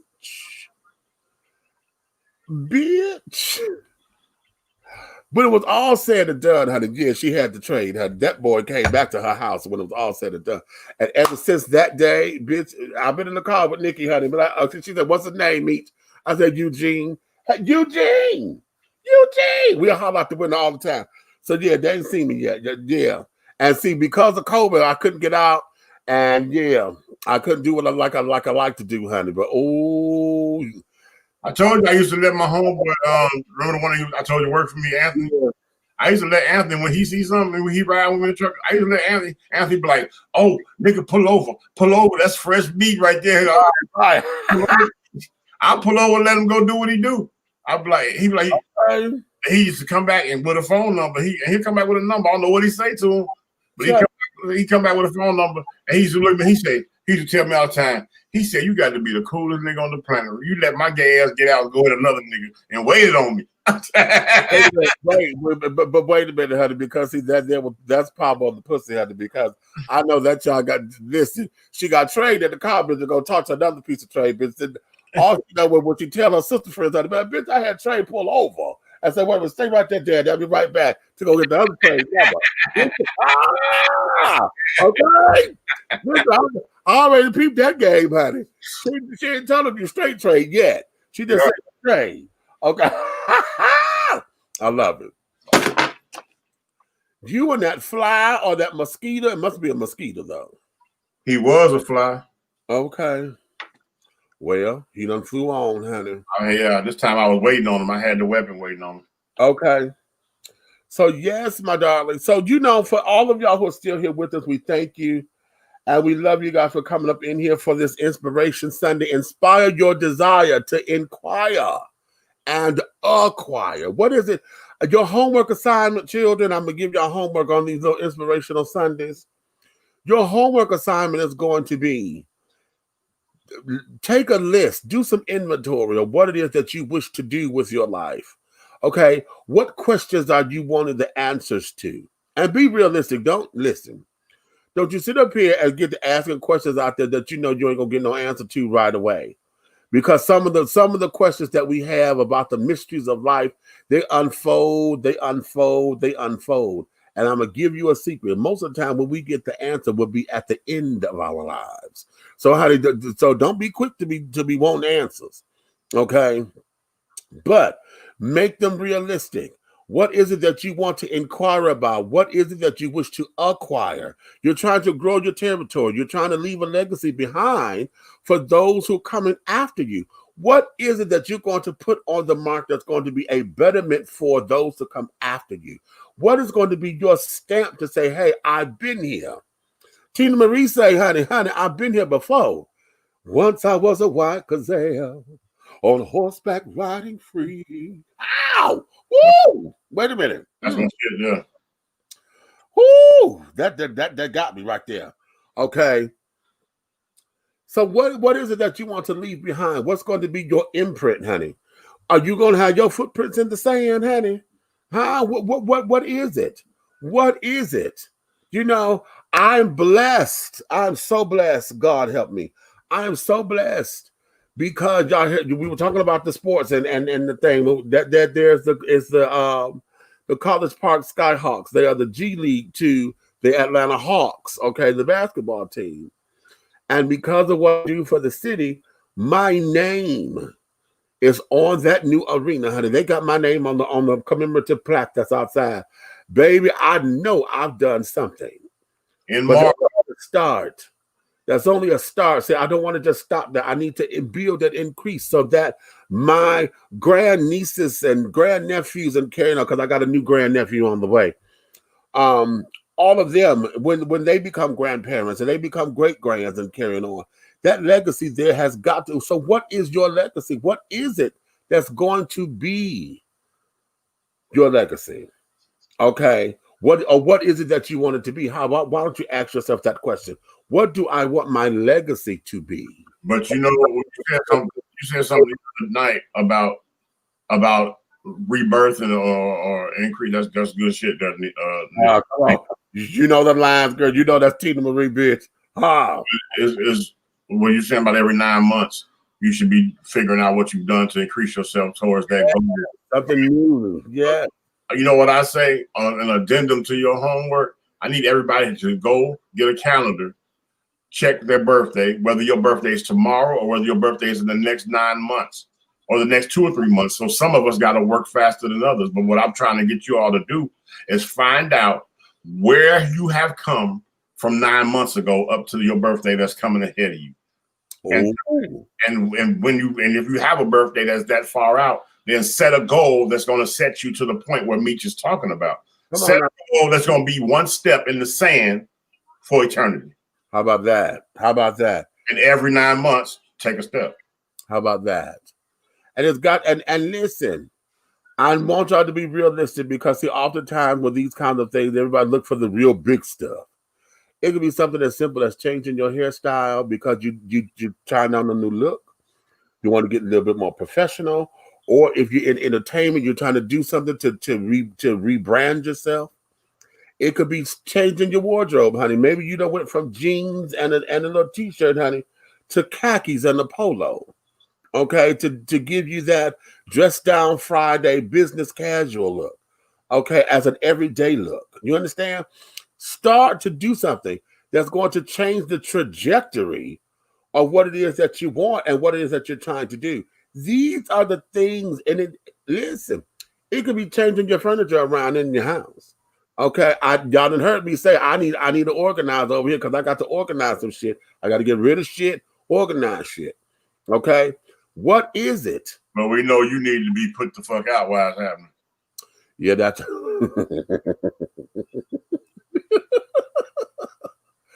okay. Now you know what I'm gonna put this out here because I believe in the power of attraction, honey. The law of attraction. I'm gonna put this out here because I swear, because I dreamt this actually, that I had left going somewhere. It wasn't to work. We were going somewhere, and when I came back, my house was redone. Okay, I dreamt that. And I was like, okay, y'all set me up. Okay. But this was a cute setup. You know what I'm saying? And I dreamt that.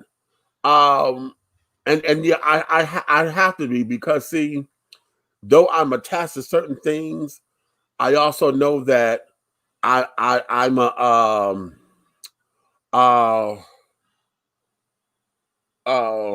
shit. What's the word? I like to oversee, you know, and carry on because I want to implement what my idea started to be. So I would give you the backstory, or I was trying to do this. This is what this was supposed to be because I saw this and I saw this, but then I got stuck. But if you think about this, right? Mm-hmm. Nicole, myself, Muck, and a couple of people. Muck doggone being the OCD worker. Right. And if the two of us direct that stuff as well as we know you, you wouldn't need to be there and you wouldn't lose nothing. Right. Okay.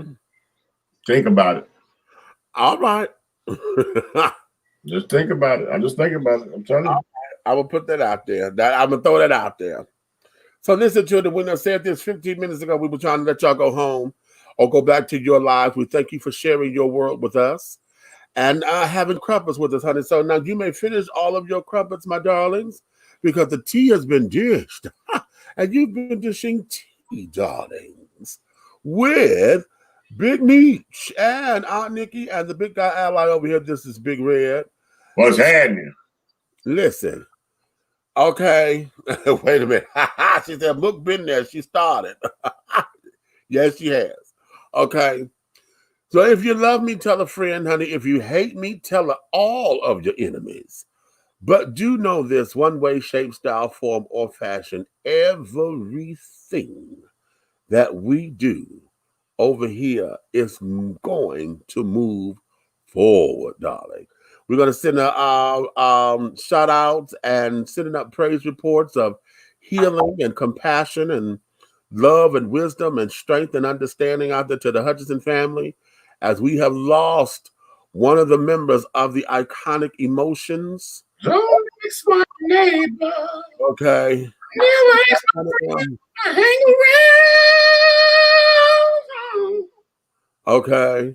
To catch their interview, go on my wall and look at the right there where I posted the announcement. In the comment section, I put the link to their interview. So y'all go check that out and let's celebrate them. So on that note, my darlings, honey, this has been one of those, honey. So I'm going to let you guys go home. So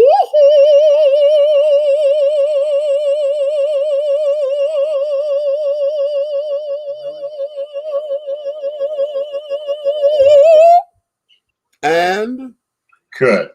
scene.